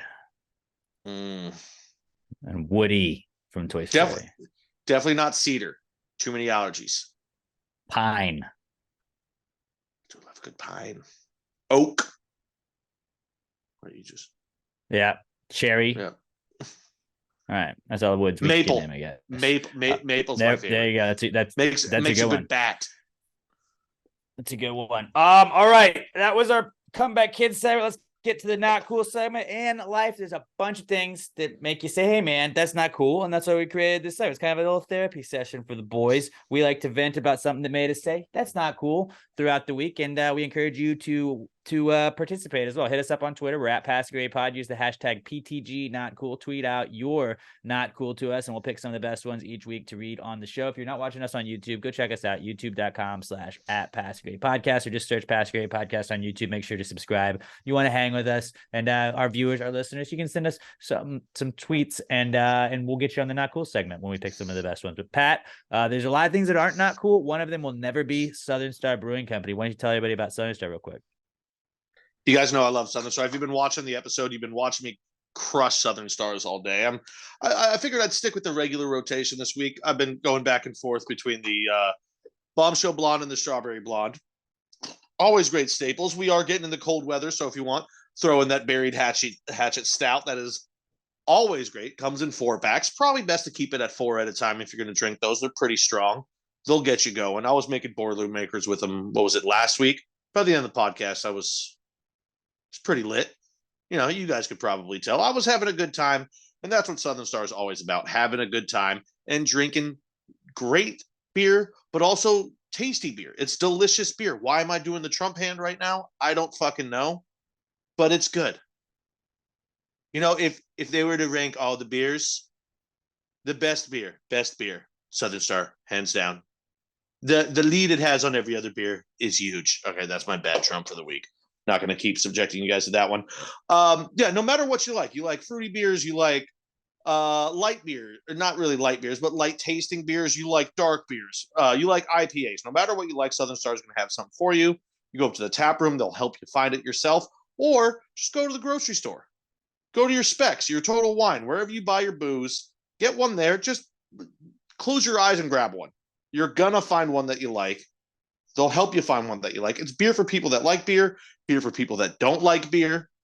And not only do they make great beer, they make great memories if you get up to the tap room. This Sunday, they've got Brisket U up there. They're going to teach you how to make a great brisket. It's a phenomenal life skill to have, especially in Texas. You don't want to be the only one of your friends that can't make brisket. Everyone's like, oh, my brisket's so good. You can make, no, dude, like, oh my God, you can't just bring Wheezy in the middle of an ad read that I'm trying to do. I'm bad enough at it as is. Hi, Wheezy. She came up to me when I was walking in here. Oh, she's so cute. But Brisket U this Sunday. Next Saturday, they have the inaugural Southern Star Brewing Company Holiday Bake Off. Pies, cakes, cookies, bring them out. $15 per baked item entry. Prove you're the best. Prove you're the best. And you know what? You'll get some great beer while you're up there. And then the week after that, there is a special event going on. You might have heard the 10th annual Christmas Spooktacular. It's my easily probably top 3 favorite days of the year for me. Top 3 favorite day of the year for me every year. I want to be honest. I don't know if I can put it over Thanksgiving. Thanksgiving is the fucking best. I love Thanksgiving. It's the fucking goat. But It's probably top 2. I like it more than Christmas. I don't give a fuck about Christmas. I just spend time with my family, do the same shit I do every time I see them up there. But Southern Star, I get beer when I do it. Delicious, cold, crisp, clean, and I'll say it again, delicious beer. Hell yeah. 3525 North Fraser Street. Go out and check them out, like I said, or next time you're at the grocery store, liquor store, whatever it is, buy some beer. You're gonna love it. Fully guaranteed that you won't love it, or I'll call you an asshole. That's a guarantee. With bad taste buds. Because if you don't like it, that's what you are. Southern Star Brewing Company. The best beer in the world. Not cool, man. Dude, that's not cool. Not cool. Not cool. Dude, that's not cool. Not cool, man. Dude, that's not cool. Not cool. Not cool. Dude, that's not cool. That's not cool. That's not cool. All right. Let's start with some of your listener viewer submitted not cools. This one is from, who are we gonna go with? This is Josh Tree. He's all right, that was just a long one, but it's Josh Tree Coddle at Joshua Tree 713 on Twitter. And Josh Tree says his not cool is, I haven't bought myself something in a while, and I decided to get some shoes on Cyber Monday from Academy. They only had one pair. It was a size 14 and not even in the color I wanted, but I went ahead and added to cart. Got an email hours later that my order was canceled because they didn't have them. It's bullshit, and big-footed people hate. That's why I never get shoes. So Josh wears a size 14. Congrats on your dick, dude. Yeah, shout out Josh Big wears Dick. size. Yeah, hey, my dick is so big. My shoes, it's hard to find shoes. I'm gonna write a But yeah, not cool Josh that has tells everyone I've got a huge cock. sometimes my dick is just so big, like I have to like wrap it around my waist like a belt because like it won't fit in my pants. I need the size 14 shoes because it goes all the way down my leg, and I need the room in my shoe to hide it.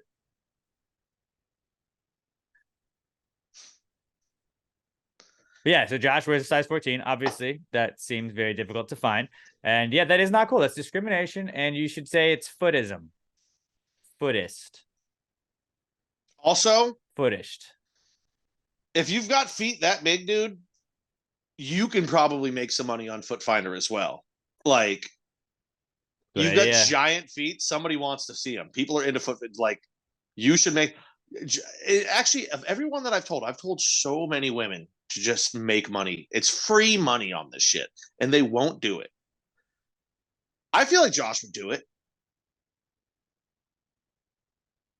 Dude, upload some pictures of your feet. Worst case scenario, you don't make any money, and all it took was you like taking some pictures of your feet. You got some Josh big feet. old fucking, and then oh, Josh feet. Oh, dude, just step already on some selling shit itself. too. Like, up your game. Step on some grapes, make wine, and you can sell the wine if things go well enough. Dude, you could Ooh, totally, that's- you could that's the way to do totally make some smush videos with those big ass feet of yours. Yeah, And dude. you never have to So show your there's a face. way. But yeah, dude, that sucks, man. Having like, I am like not feet, but like I am like a small dude, like size wise, and I always kind of have been. So like pants have always been a weird thing for me. I get my pants tailored now as I've gotten older, but like that was always a thing for me. Where it's like I can't find pants that don't either look like way too baggy or way too tight on me. So like that was a whole fucking thing I know. But it was like, yeah, obviously finding a size 14 shoe is way more difficult because you need shoes every day. So T's and P's, Josh. Love you, buddy, and hopefully we can find Josh some trees. If we can find Josh a size 14 shoe, just everybody at Joshua Tree 713 on Twitter, just send him links to shoes all week. Or just, That'll be the thing we do. fucking sell some foot picks, At make a Joshua bunch Tree of money, 713. and then you can buy name brand really comfortable shoes because you'll have so much foot money. Or buy Kleenex boxes and just wear them as shoes like Kevin did to No, John's wedding. but he found that's very uncomfortable, and Josh works on his feet. Can't do that. Get some Dr. Scholl's inserts. Also, those shoes are not OSHA certified, which I'm pretty sure nothing Josh does is OSHA certified while he's at work. Just except for weld wearing over the them. glasses, but you could weld yourself some shoes Weld yourself some shoes. There we go. and put some Metal of that what's that pink fiberglass insulation on the inside. That'll make it comfortable. Candy cane shoes. There you go. But T's and P's, buddy. Hopefully Sorry, bud. you had better luck and were able to finally find some shoes. Mikey Paul weighs in with our next news at It's Just Mikey P on Twitter, and Mikey says his not cool is clogging the store toilet. I'm assuming the store he works at is store toilet. So clogging the toilet and the plunger tearing. I had to get a new plunger. That, especially if it's like a work thing, like, oh, hey guys. Also I clogged it and then I ripped the plunger. So BRB, that blows. Any poop situation where you can't just plunge it out and it's in like a public setting, even if you know everybody, it's just like the worst. I would know as somebody that shit my pants at Minute Maid Park. I haven't clogged a toilet in so many goddamn years. I have to, Mikey, are you a bundle toilet paper guy or do you roll it? Because I swear that is the point in my life where toilets stopped getting clogged, when I started rolling it instead of just grabbing it and bundling it all up. I think that's what causes a lot of the problem. Also, maybe a little less fiber. Less fiber in your diet.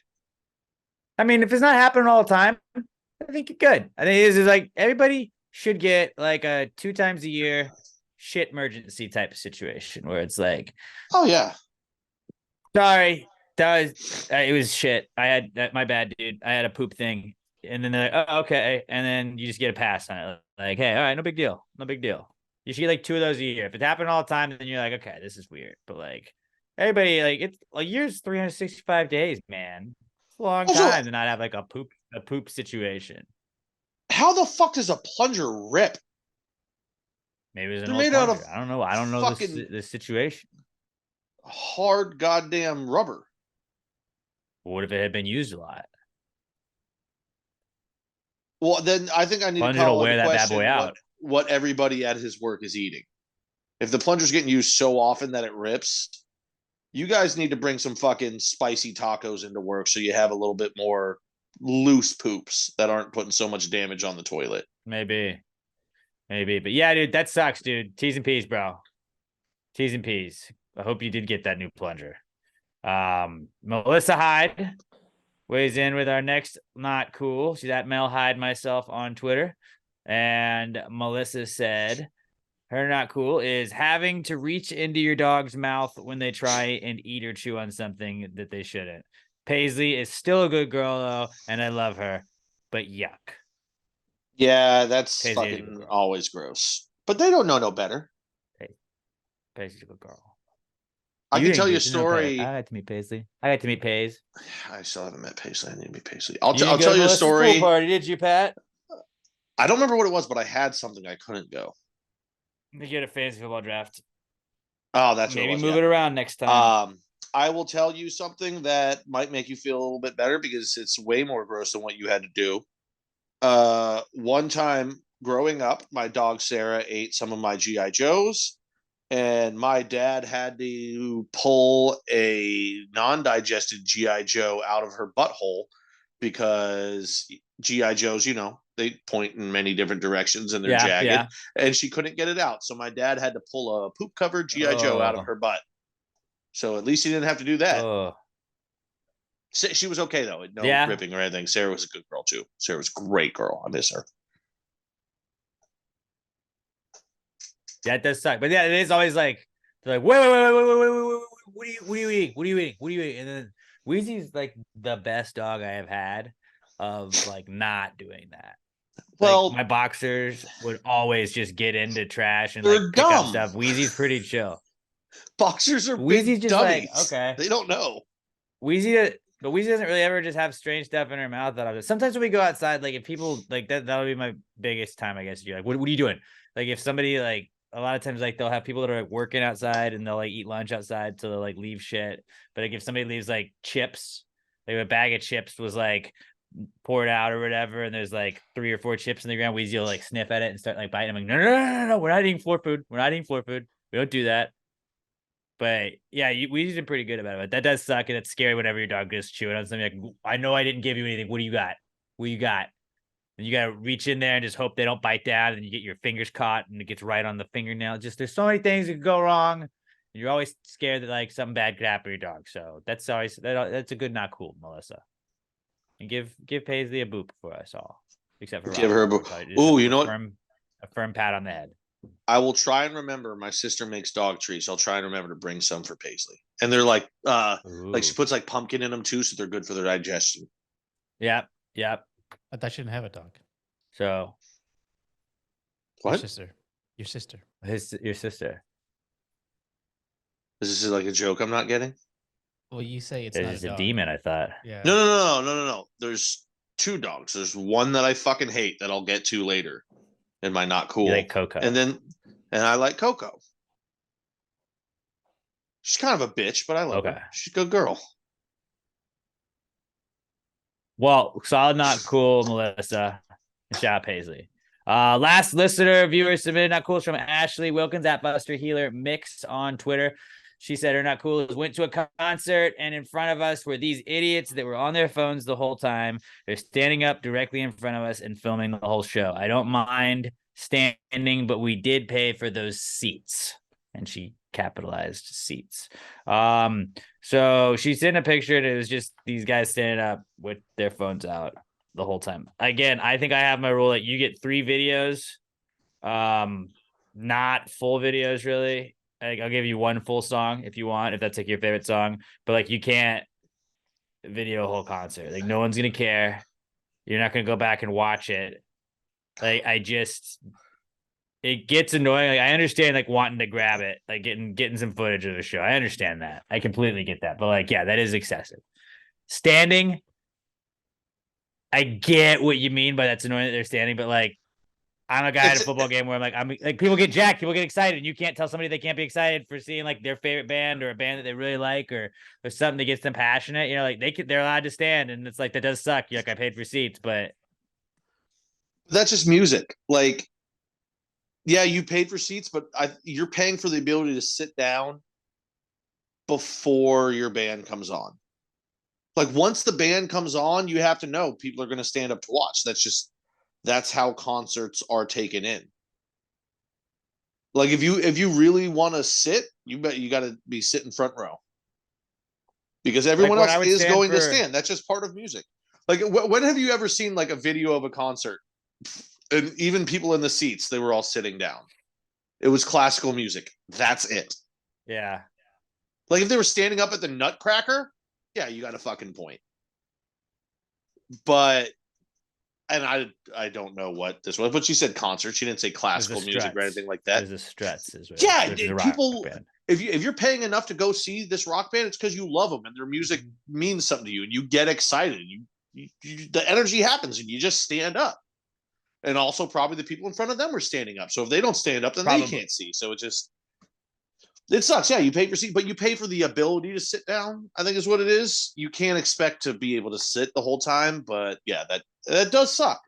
And that's just That does suck. of modern concert going. Everyone's got their phones out. They're all assholes. What are you gonna do? That is a really good not cool. And like, I feel like I've been trying to deal with like my own personal not cool. So I've been like, well, how, like I don't know. I felt like when you were like, that's why they rearranged grocery stores. I was like, we just got to figure out like, why am I mad? Why did that do that? Why did that make me feel that way? And like, that is like this self-reflection thing where I'm like, fucking stop doing that. You're right. I guess like it is. That's why I was like, okay, you get 3 video things, maybe 1 full video, but like, let's keep it to a minimum. All right. Like, let's not just hold the phones up, because the phones do add another element of blocking people at that point. And it's the whole time. Like, that's insane. We saw Stevie Nicks, and there was a couple that were like filming every single like full show, like the full show. This guy was holding his phone up, and his phone died at a certain point, and then he started filming it on his wife's phone. And I was like, you're not enjoying this if you're just filming it. Were they like, no one's older ever like, or younger? Hey, they were older than me. So not I think old, but I would say like 40s, 50s. I was gonna say that I think we're kind of in the sweet spot of where we've been around with phones for long enough and been going to concerts long enough to, like, when you're younger, you do it. As you start to get to about our age, you realize, yeah, I'm not gonna go back and rewatch these. I'm not gonna send them to people. Like, you might send one video to your group chat real quick and be like, oh, this is cool. But you start to realize, put the phone down, take 1 or 2 pictures, maybe a quick 20-second video. But it's like firework videos. You're never going to go back and watch them again. Yeah. You're not really going to send them to people. So, but like people who are younger, they don't know that yet. And then people that are older, you're almost like, dude, you're fucking old. They just don't get anything. You're like, yeah, You've been on Facebook for 3 years. Like that's your. It might be like a shitty person move of me, but like sometimes like the more like I do on the Rod Ryan show, like people go to shows and they'll send us like pictures and videos, and I always look at the pictures that you send me, and like that's cool. It's like because you can just scroll through those, but like this one guy particularly, I'm not gonna name names at all, and like he doesn't do it. He hasn't really emailed me in a while, but like he would always email me like it'd be like a file with like 77 like videos and photos in it, and it was like most of them were videos, and it would be like every song on a video, and like I'd always be like I always wanted to be like, man, I'm not gonna watch all of those, but that's You're not really gonna watch cool. any of them. And like it always made it seem like you had a great time, but like if you were like, hey dude, I'm going to see Green Day, like the next time your friend tells you that they're going to see something, be like, hey dude, will you send me the videos you took? I just wanted to watch it like I was there. But it's not because like the sound quality sucks every time. It doesn't capture it right through the phone. And God forbid you got really into the song and you started singing along, and then that's all you can hear, and you sound like shit because it's so loud. Even if you're a good singer, it's so loud you become slightly tone deaf, so you can't hear it. And then all you think about is, oh my God, I hope the people around me couldn't hear me because that just ruined it for them. Which happened to me at a Blink-182 show one time. I listened back to a video later and I was like, ugh, I was singing that. That's bad. And granted, it was all I knew. I was like, just take like a 15, 20-second one, just a quick one. But like, yeah, you just at some point in life, you just got to think about it. You got to be like, think about it in terms of traffic. Like, would this be, if you try to relate it to traffic, would this be an asshole move? Am I blocking somebody's vision and just fucking with their enjoyment of the show? Then don't do it. Take a 10-second video. Should I have worn my top hat in the third row? Probably not. If you have to zoom in so far on your phone to just get a kind of blurry photo of them, don't fucking do it. Just snap your quick photo and then put it away. Yeah, take the one to show people you were there, and that's it. Okay. So again, if you want to send this, you're not cool at PassGradePod, hashtag PTG not cool. But those are some pretty good ones this week, guys and gals. I'll go first because mine's not that great. But my not cool is that I'm like realizing like I'm getting to the Christmas shopping season, and so like I've got my like notes app ready to go.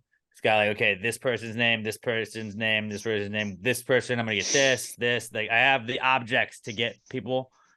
I just haven't got them yet. But like I'm also just realizing how poor I'm about to be, and it like that happens every end of November where you're like, fuck, I need to just save up, and then during the year you're like, I'm gonna save up for Christmas, and then you like don't save up for Christmas, and then it's the same cycle over and over again. You're like, I'm about to spend all this money. Like I wanted some money giving people gifts because I like giving gifts to people I care about, but like I'm about to be poor and I don't like it. And just that realization was my not cool. I think I'm almost to the point with like my mom that I just need to be like, listen, let's just both find one thing that we want and tell the other person to buy it. Because like I was up there for Thanksgiving and she was like, well, you know, there's I was looking in here, there's a good deal on boots coming up. And I told her, I was like, that'd be cool and everything, but like I don't wear boots. Like I don't even wear like work boots or anything. I have non-slip shoes that I wear at work. I've got like sandals that I wear when I'm walking around like the house if I have to go outside. And then I've got like literally Croc shoes. They're not Crocs, it's the Croc shoes that I wear when I go out anywhere. Like that's just my outside shoe. It's like I don't waste. I need to just be like, Mom, you know what I need? I need a new weed eater. But like nothing cheap, like $110 tops.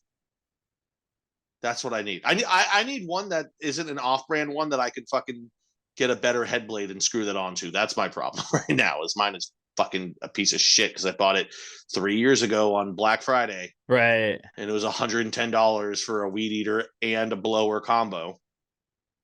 But I just need like, Mom, find one thing that you want and I'll buy it. Just tell me what you want. And I think at one point she was like, maybe I'll just give you cash. And I was like, that'd be fucking sick. Or we can just come to the realization like my mom, she's my mom though, so she wants to buy me something, but I almost kind of be like, Mom, can we just like, can we stop? Like every day, every year, we're both like, we don't know what to get each other. And then at the last second, I buy you a semi-nice bottle of whiskey, and you buy me something that's super thoughtful that I'm probably not really going to use that much. I wonder if she'll listen to this. It is she the listens worst. Sporadically. Mom, if you're listening, I When you I get- swear I use the things you give me. I love you. That is the worst when you get something. It's like you can tell it's like nice. And you're like, I'm never gonna use this. Actually, one of my favorite gifts Thanks. she's given me, and I swear to God, I used it once. I used it that weekend that she gave it to me, that Christmas, for like 2 days. It was like fake snowballs. They're basically just like cotton balls. I think I've talked about this, but like big ones. And me and my brother just Mhm. threw them at each other for like 48 hours. But that's like I've got- gag I've gifts got where them it's right like over there. harmless fun, and you're like not supposed to like, it's like it doesn't matter if you don't hang on to that one long term. Like I hate like if somebody gets you like something really nice, like shoes or whatever, and you're like what you're saying with the boots, you're like, I'm never gonna wear these boots. What'd you spend money on? Yeah. But Like my I've gotten dad, to the point where like my brother and me will just be like, here's an Amazon link. Here's an Amazon link. Cool, got it, done. And you're like, and that is their gift. my dad, when I was up there, he was like, listen, for my Christmas present this year, I just want on whatever day it was, Saturday, me and mom were gonna go do this in the morning, and then afterwards I want you to come out and just hang out with us in town and stuff and blah blah blah blah. And I was like, no problem, cool, whatever. He gets back and instantly I could just see it in his face. He was tired and he was like, hey, just start feeding your mom drinks so she doesn't want to come out later. Or what doesn't want to go out later. I was like, I can fucking do that, Dad. Done. That was it. He was like, that's all I want is I'm tired now. I don't want to go back out. But my dad's like me. He's like, I've got what I need. I don't fucking need more shit. That's why I like Thanksgiving so much more than Christmas, is you don't have to buy presents at Thanksgiving. Just everyone show up. Let's fucking eat and drink a shit ton as a family and just hang out. That's all I want. No, that's what my mom always does that with us, where she's like, oh, just all right. So for Christmas, we're all getting each other one thing, right? And then she gets everybody else like 12 things. Like, well, that doesn't really count because that kind of goes with this, and that doesn't even count. Yeah, those are clothes. Like, mom, these all count. These all count. Actually, I And mean, we it bought always my ends up. mom an iPad one time, and she freaked out. We're like, well, we're gonna get you another iPad if you keep freaking out. Now our joke every Christmas is like, well, I'm gonna get you so many iPads. You want 3? You want 3 iPads? Everybody buy an iPad. Have it on standby. Maybe actually, you know what? Maybe I should do, because like every Buy year, an I feel like my iPad? mom will get me like a pair of socks. No, she's got an iPad. She doesn't need that, but she'll always get me Ask for a socks. fucking computer, It's a Pat. great one. But I don't want to be like, hey, you want to buy me a $700 gift? I don't. Ask to pay for half of a computer, Pat. I actually thought about that. That's what I was. Thank you for helping me remember. I was trying to think the other day. I was like, fuck, I thought of something, and then I forgot it. I'm just gonna go halvesies with me on a computer. But maybe Pat's I should done this do. podcast like I 6 should- years, and he's been on an iPad the whole time. It's like 50 years old. It's ridiculous. But maybe I should do what she always, because every year she'll end up getting me like a pair, like a package of socks, which is always a great gift. I'm fat and I weigh Socks a lot fuck. and I walk on my feet all the time. I walk through socks. Maybe I should just get her like a nice pair of socks. Okay. Yeah. Oh, mom. Nice pair of socks. That place. Or a whip to hit my dad with. She'd probably be like, yeah, he's an asshole. Oh, wait, no, that could be weird and sexual. Nope, Yeah, never I was mind. about to say, you shouldn't buy it. Because I was gonna say like pajamas. Is like Whatever, a weird dude. thing My for me, parents because fuck. What are you gonna my do? mom has been like, will you buy these pajamas? Like I want that's been like the gifts that she's asked, and we're like, okay. And it's like, it's weird buying your mom pajamas. I'm just gonna order this online. No, All right. I'm well past that. Like my parents fuck. What am I gonna do? Pretend they don't? I'm 33. Yeah. And it's pajamas. You're not buying her but why not? lingerie. I know, but it's like the next thing. But my not cool is just that I'm about to be poor because I'm about to buy Christmas gifts. So what do you guys got? So the other day my charging port on my phone doesn't work, so I have to lay it on top of my portable charger. And I go to bed the other night and I put it on there. My phone was at, I don't know, 8%, whatever the fuck it is. And I lay it on there and it shows it charging. I roll over, I go to bed. The next morning, I wake up to my sister's dog barking. The one that I fucking hate. I'm like, motherfucker, shut the fuck up. But then all of a sudden, I'm like, Like before I even open my eyes, I'm like, I feel suspiciously well rested. And I open my eyes, I was like, this is just daylight savings bright. Is it? And I go over and I grab my phone. Dead. I guess it shifted just off enough of it, or just stopped charging at some point over the night. It's dead. Roll over. I grab my laptop. I open up. It's like 20 minutes past when I normally leave for work, and I was like, God damn it. But that wasn't the not cool. The not cool was that my sister's shit dog that I fucking hate so goddamn much actually provided a service for me by waking me up, that it made me even angrier that he was useful for one fucking thing in his life, and made me madder at him, actually. It was just layers of anger piling on top of each other. And it made me angry because I fucking hate him so much. I hate him so much that him doing good just made me even angrier. That's pretty wild. It was just a layering of anger. But then I got even angrier that I couldn't get angry because I had to rush to get out of the fucking door. So like there was just so much. I think I probably just took like 7 to 12 years off of my life, because then I just had to bury a pit of anger into my gut and forget about it, because I just had to, like, I didn't have time to shower. I just I jumped out of bed. I'm still fucking naked. I run to the bathroom. I'm just brushing my teeth super quick. I run back in. Like, I slap myself with some deodorant. I like toweled off my balls real quick, and then I was just trying to get rid of any gooch stink over the night, and then just got dressed and ran to work.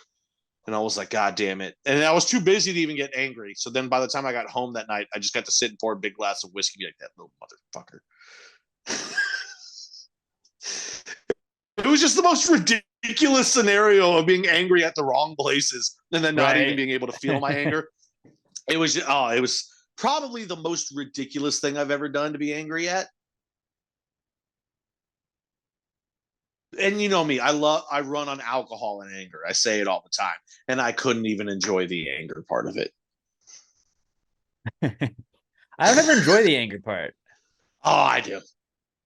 I like getting mad at shit. Like, I get it from my dad. Like, I really think my dad legitimately just loves getting mad. Like, I know I get it from him that the more you get angry at something, the funnier I find it. Yeah. Wait, so like, hold on. This is Wednesday. Oh, so this is a perfect example. It happened over Thanksgiving up at my brother's, or my parents. Sorry, it involved my brother. So we're all sitting there watching a movie at night, and my dad's on the couch. Me and my brother in the chairs behind it. My mom's in one of the recliners, and one of the dogs is in the second recliner. And all of a sudden, the dog just starts going, huh, huh, huh, huh. It just projectile vomits off the edge of the fucking recliner. Like, I mean, a lot of vomit onto the edge of the rug. So my brother gets her outside quick. And I just look at him. I'm like, your dog, homie, you clean it up.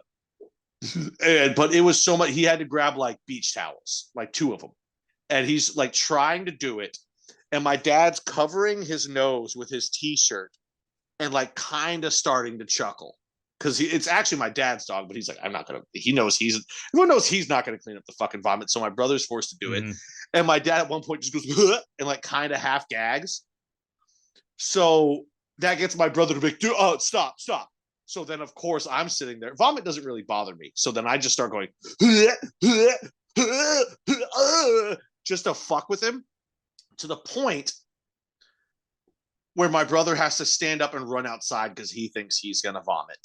That is apparently the funniest fucking thing I've ever done to my father in my life, because he starts laughing so fucking hard, he's not making a sound. He can't breathe. He can't he's just like, half his face is covered. His nose is underneath his shirt, and he's just shaking, which is making me laugh even fucking harder. In all of this, my mom, because she's the mom, sees this and goes, well, somebody has, and so she starts cleaning up the vomit. But the fact that she has to clean up the vomit is making her so fucking angry. And she, you fucking assholes, is just yelling at us, which to me and my father is the height of comedy. That'd be funny. So we start laughing even fucking harder. My dad is crying, and at this point, he's not even shaking. He's like just still. He can't move because his entire body is fucking in a seizure of laughter to where he can't fucking move. It's making me laugh even harder, but I'm just like, Mom, nobody told you that you had to clean up the vomit. Andrew will do it when he gets back inside.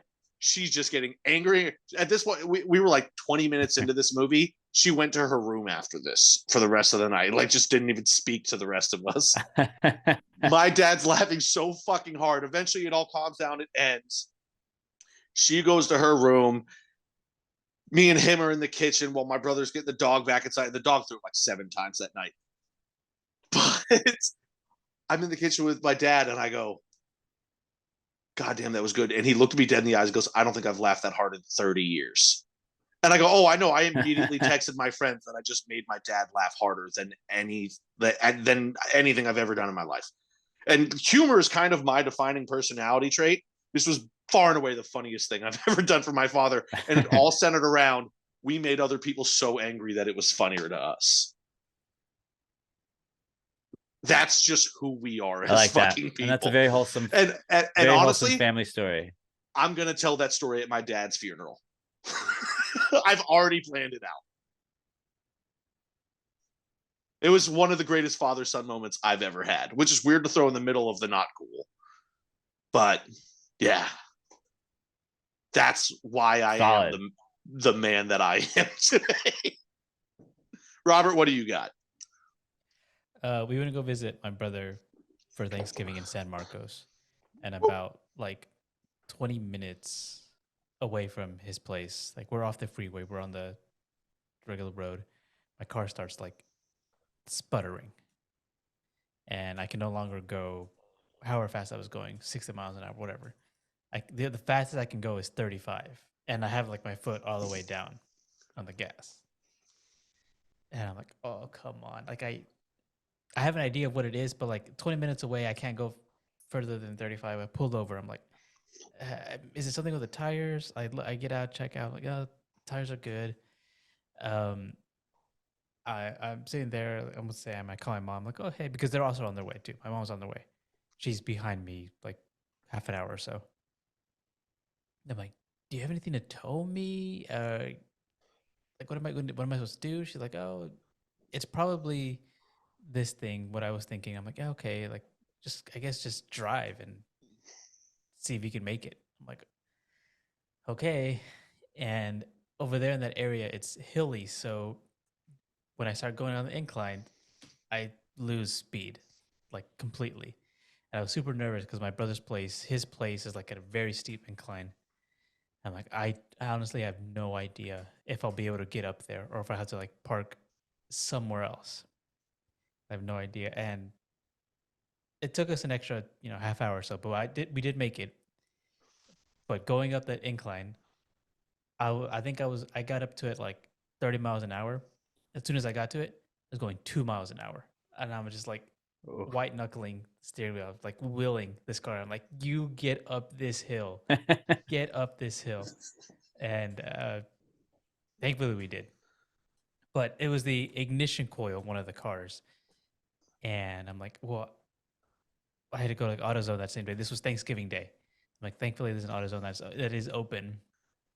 And we go there, find the part. It's $140 just for one. My car has 4. And I was just like, I have to buy it because I'm only here till Friday. Like I can't wait here and get it on Amazon or something, whatever. Like I have to spend $140 on this. So I bought it. We got it changed. Everything's fixed. But like, I'm like, okay, well, I should probably change the other 3 because only one of them was not working. I should probably change the other 3 just so this doesn't happen again. Look up online, carparts.com, whatever. There's a 4-pack for $90. Oh, One I got from AutoZone cost $140, and I was just like, oh, I can't believe it. Like. And I told Sam this, like, we're never visiting family again. That's it. I'm done. Because a couple months ago we visited her sister, and my car blew. The tire blew out. Like, also getting off the freeway, and we were like about a mile and a half away from her place. I'm like, nope, no car trouble happens whenever we visit. We're family. done with that. Yeah, we're homebodies now. Everyone come to us. That's really what it is. That's really what it is now. Yeah. Well, That fucking sucks, Bobby. When you were, sorry, I'm trying to think of how they were. Were you coming down 35 or were you going up 71? when you were all of a sudden losing the 30 down to 35 miles an hour?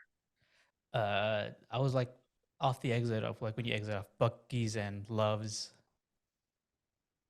Oh yeah, so oh, okay, I know where. Yeah, not a great area because it's a 2-lane road. Yeah, it is. Like, And so the like, people yeah, behind me, I'm like, everyone just go around me. Like I had my yeah. hazards on, going like 30 miles an hour, and like the speed limit was like 50. And then, especially if you're going slow right there, that it Mhm. just goes forever. Yeah. Oh, that Yeah, hit dude, the headphone cord and almost took out my whole iPad. Yeah, dude, that fucking sucks. Especially that does driving suck. into the hill country. Yeah, that's the literal worst place you could fucking be. Mm-hmm. That's a good one. I think you won. That's I think you win not cool this week. Thank you. Unfortunately. Yeah. Like, yeah, you don't ever want to win not cool, but I always feel like it's like a consolation prize. Like that fucking sucked, but like at least I won not cool. That'll beat everybody else. That's just Robert wins that one for sure. Bobby Jokes wins. What do we got next? Oh, they got answers. We got answers. But before we do answers, passthegravymerch.com. We already kind of mentioned it, but the merch store is up. We do have our 10th annual Christmas Spooktacular coming up, and you can get your Pass the Gravy Christmas Spooktacular thing there. I initially thought it was just a black shirt, and I was going to do that, but then I realized there's a bunch of different color options. You can get a green 10th anniversary shirt, a navy 10th anniversary shirt. You can get like a maroonish 10th anniversary shirt. You can also get, Robert did a really cool thing with, he made us a new Christmas sweater. It's got the wavelengths like when you'd be listening, and it's got a bunch of cool Christmas stuff on our logo. And then because Texas gets hot sometimes during Christmas, he's also got the t-shirt available in the store. So you can go get the t-shirt that is basically the exact same print as the sweatshirt. And, you got short sleeves right there. So if it gets a little warm on Christmas Day, you're like, oh, don't worry, it's not a Christmas sweater. I can just wear this. But you can also rock the sweater as well. And then we're going to have some more of our Christmas sweaters up in the store this week, passthegravymerch.com. We also have the PTG Icy shirt, the Ja shirt, the PTG TV shirt, the Thank You bag, Pass the Gravy shirt, and the PTG logo shirts, as well as our just regular logo shirt and our sticker pack. Go to passthegravymerch.com, load up on it, wear it to the Christmas Spooktacular, although it is holiday formal. Discounts, all of this stuff in the Pass the Gravy merch store counts as holiday formal. Passthegravymerch.com. If you're getting anything, I appreciate everybody that was tagging us and all the stuff that they ordered. We'll retweet you. We'll give you a shout out. And we love you guys. Passthegravymerch.com, the official sponsor of the Answers segment. Well, if you just answered the question, why don't you just answer the question? Be honest, no big deal. Yeah, answer the question. Don't change the subject, just answer the fucking question.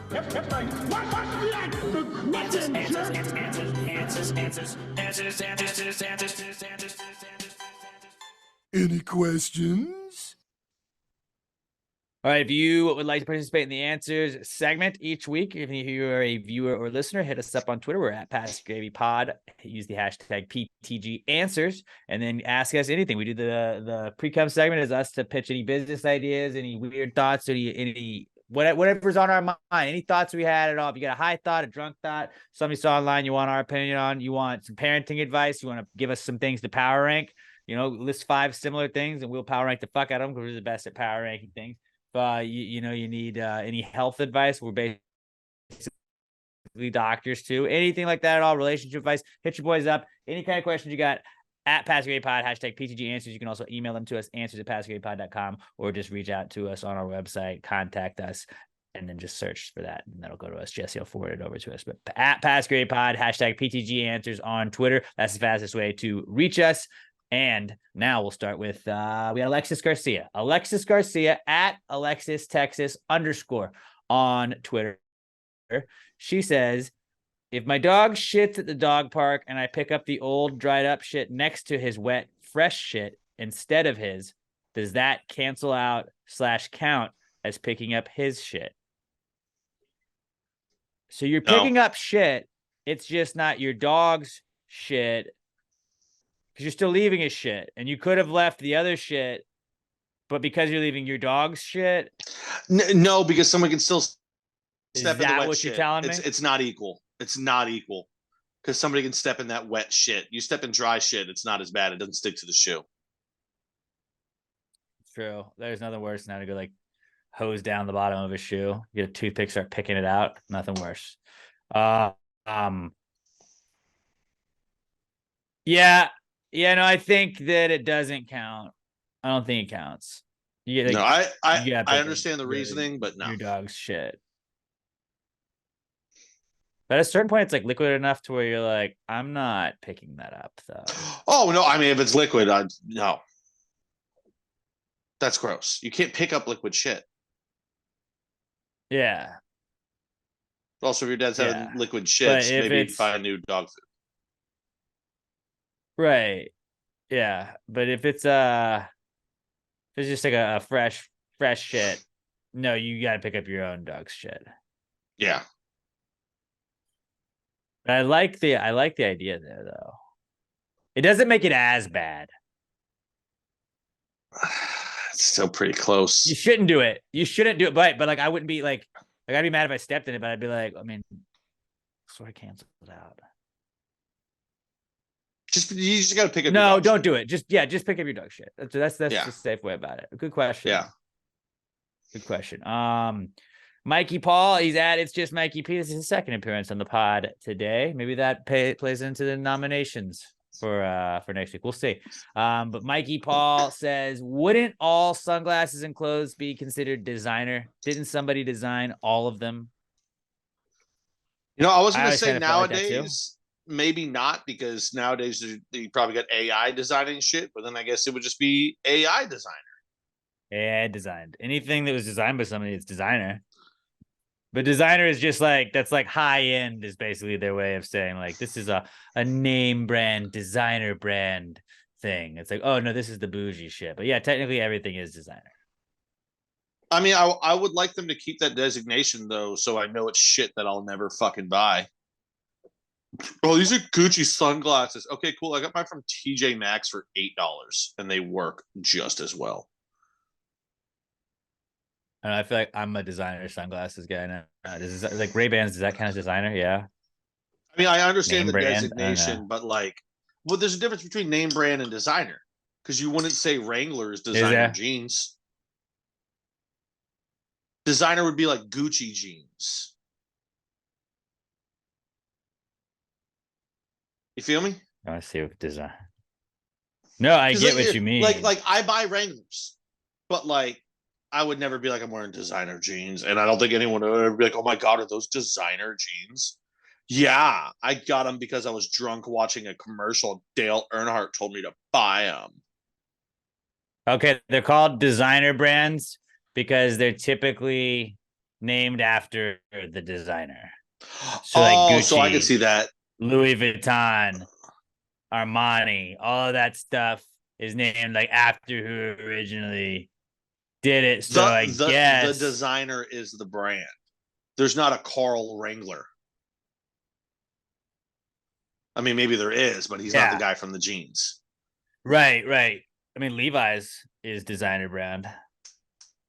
I guess technically, yeah. You would have to say Levi Strauss.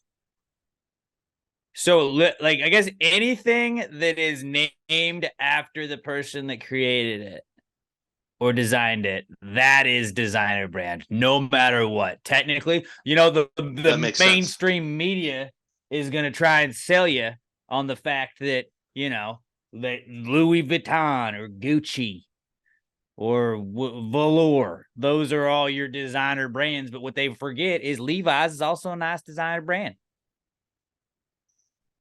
People forget about that.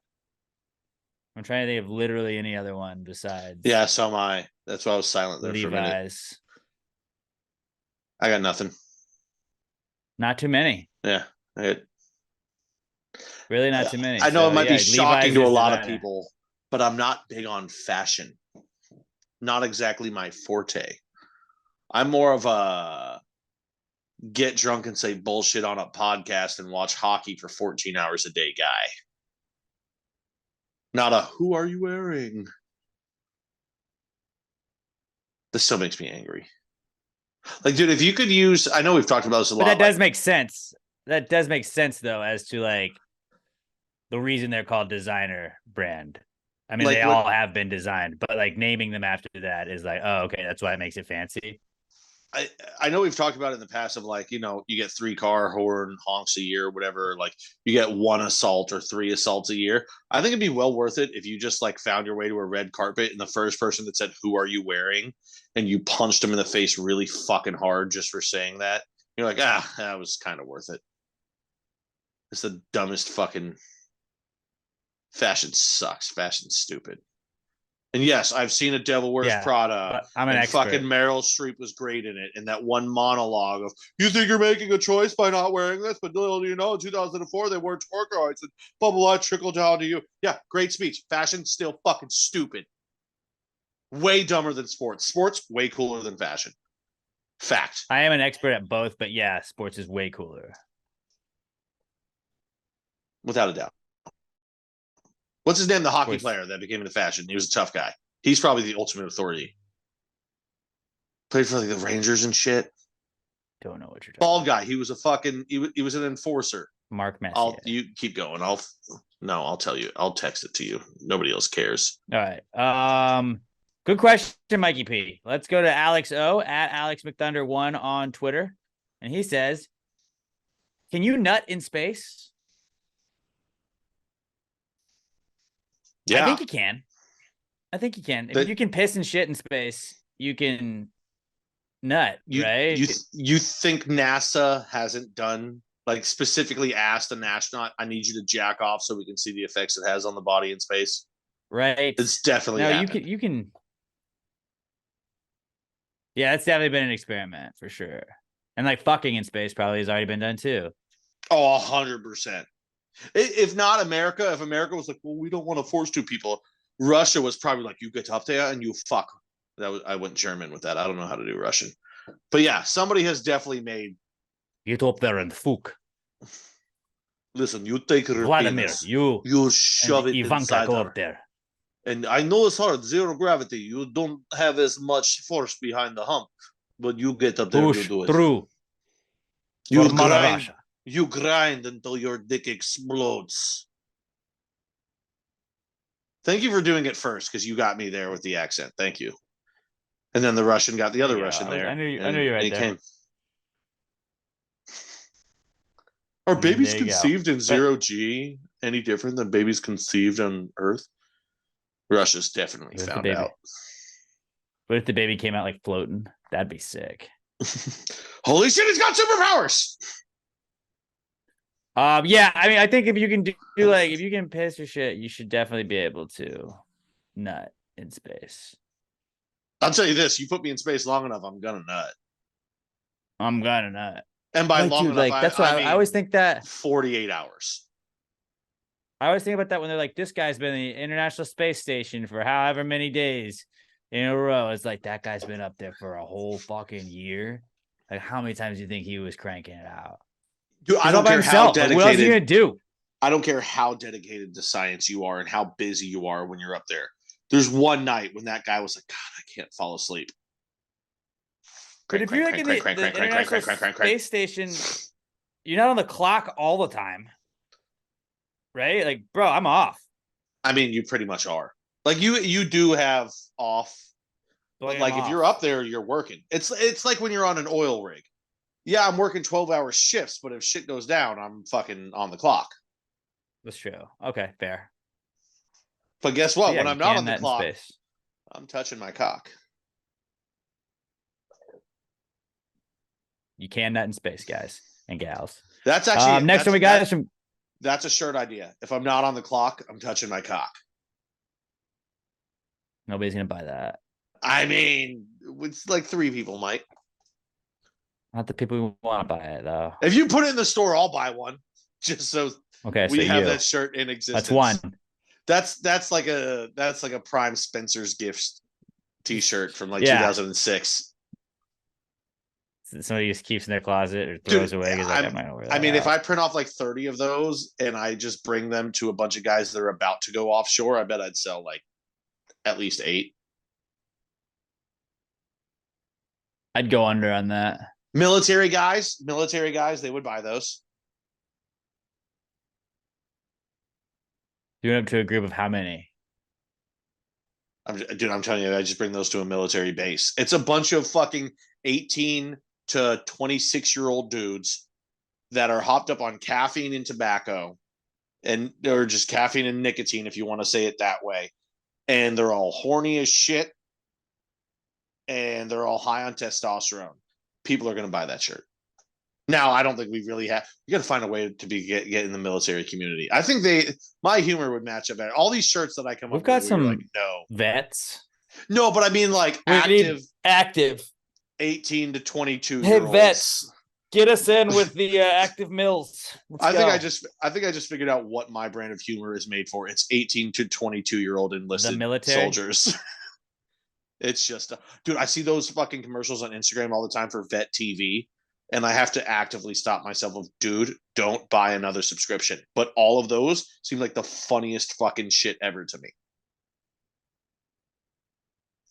If you've not seen the ads, okay, so yeah, obviously my algorithm is different from yours. It is just the most fucked up sense of humor. Google Vet TV and just look at a trailer when we're done. That's exactly my sense of humor. It's fucking awesome. Specializes in producing and distributing disturbing military comedy. I was like, I mean, pretty much, yeah. Okay. Yeah. All right. Moving on. Last question, or next to last question is from Quentin Hughes. He's at Q the Ace on Twitter, and Quentin says, if you only get sick on work days, do you have a weekend immune system? And he spelled it weekend. Spelled it weekend. I like that a lot. Yes, I would say so. Guys, anybody else? I'm trying. I think we're just in agreement. Yeah. I was trying to come up with some clever. Yeah, you got a weekend immune system. It only works on the weekend. Nailed it. Also, maybe try my line of thinking that if you're always drinking on the weekend and you're not sick, maybe try drinking every day and you won't get sick. Other great point by Pat. Some great points brought up here. That was a great question, Quentin. Our final question of the week. This is from Glamour Perry at Glam4Life on Twitter. And Glamour says, if my mom hypothetically, in parentheses, uses CBD pain relieving balm, does that make her a drug user or a pothead? If she uses CBD pain relieving balm, does that make her a drug user or a pothead? Neither. Well, actually, hold on, because drugs can be legal. So I was going to say it's not a drug. Is CBD a drug? I don't think so. It's not. It's legal, but there are legal drugs. But also, it's not a pothead because it's not weed. It's not marijuana. It's CBD. It's an approved prescription drug, it says. But I think you can just buy it non-prescription. So it's over the counter. So yeah, you'd be a drug user. If you had to pick one out of the two, respect the exercise, I would say you're more of a drug user than a pothead. Drug user. Even though it's like over the counter, technically over the counter, yeah. But yeah, it's not like a problem. But if you want to call your mom a drug user, that's also funny if you're just trying to fuck with your mom. I mean, I don't think it's a problem until you start missing bills. Yeah, as long as you're paying your bills, who gives a fuck? I'm missing bills. I'm not missing work. I'm not hitting anybody. Doesn't seem like a fucking problem to me. Seems like a lifestyle, motherfucker. Exactly. That's what I'm saying. That's what my I'm lifestyle about. Is having a good time. Somewhere in there is a shirt. There you go. Pat's just always making shirts. Normally that you won't make.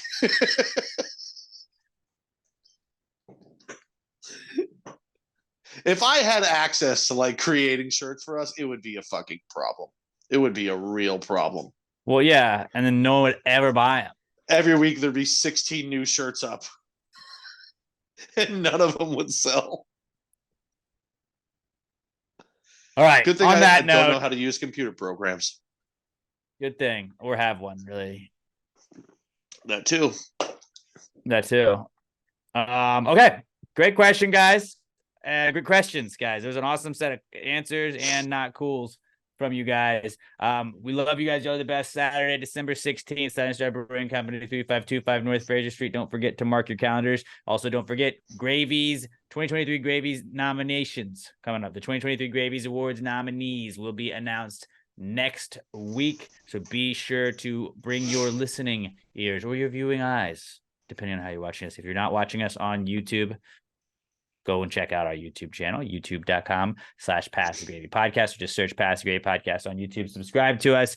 Click us if you're listening. If you're watching on YouTube, please go click on the podcast version so we get clicks on both sides. We appreciate you guys. Please share us with a friend, a vet, a military, or somebody that's currently enlisted in the military for Pat's preference. So we're trying to get Pat's demographic. But yeah, give us a 5-star review on iTunes, Spotify, iHeartRadio, wherever else you listen to podcasts. Get ready for that Christmas movie bracket. I feel like if you guys wanted to help us out by finding out, like, I'm trying to do, like, to see which outliers. There's like 10 of them that are like the obvious, like, these are going to be in there. But then there's always like those fringe movies.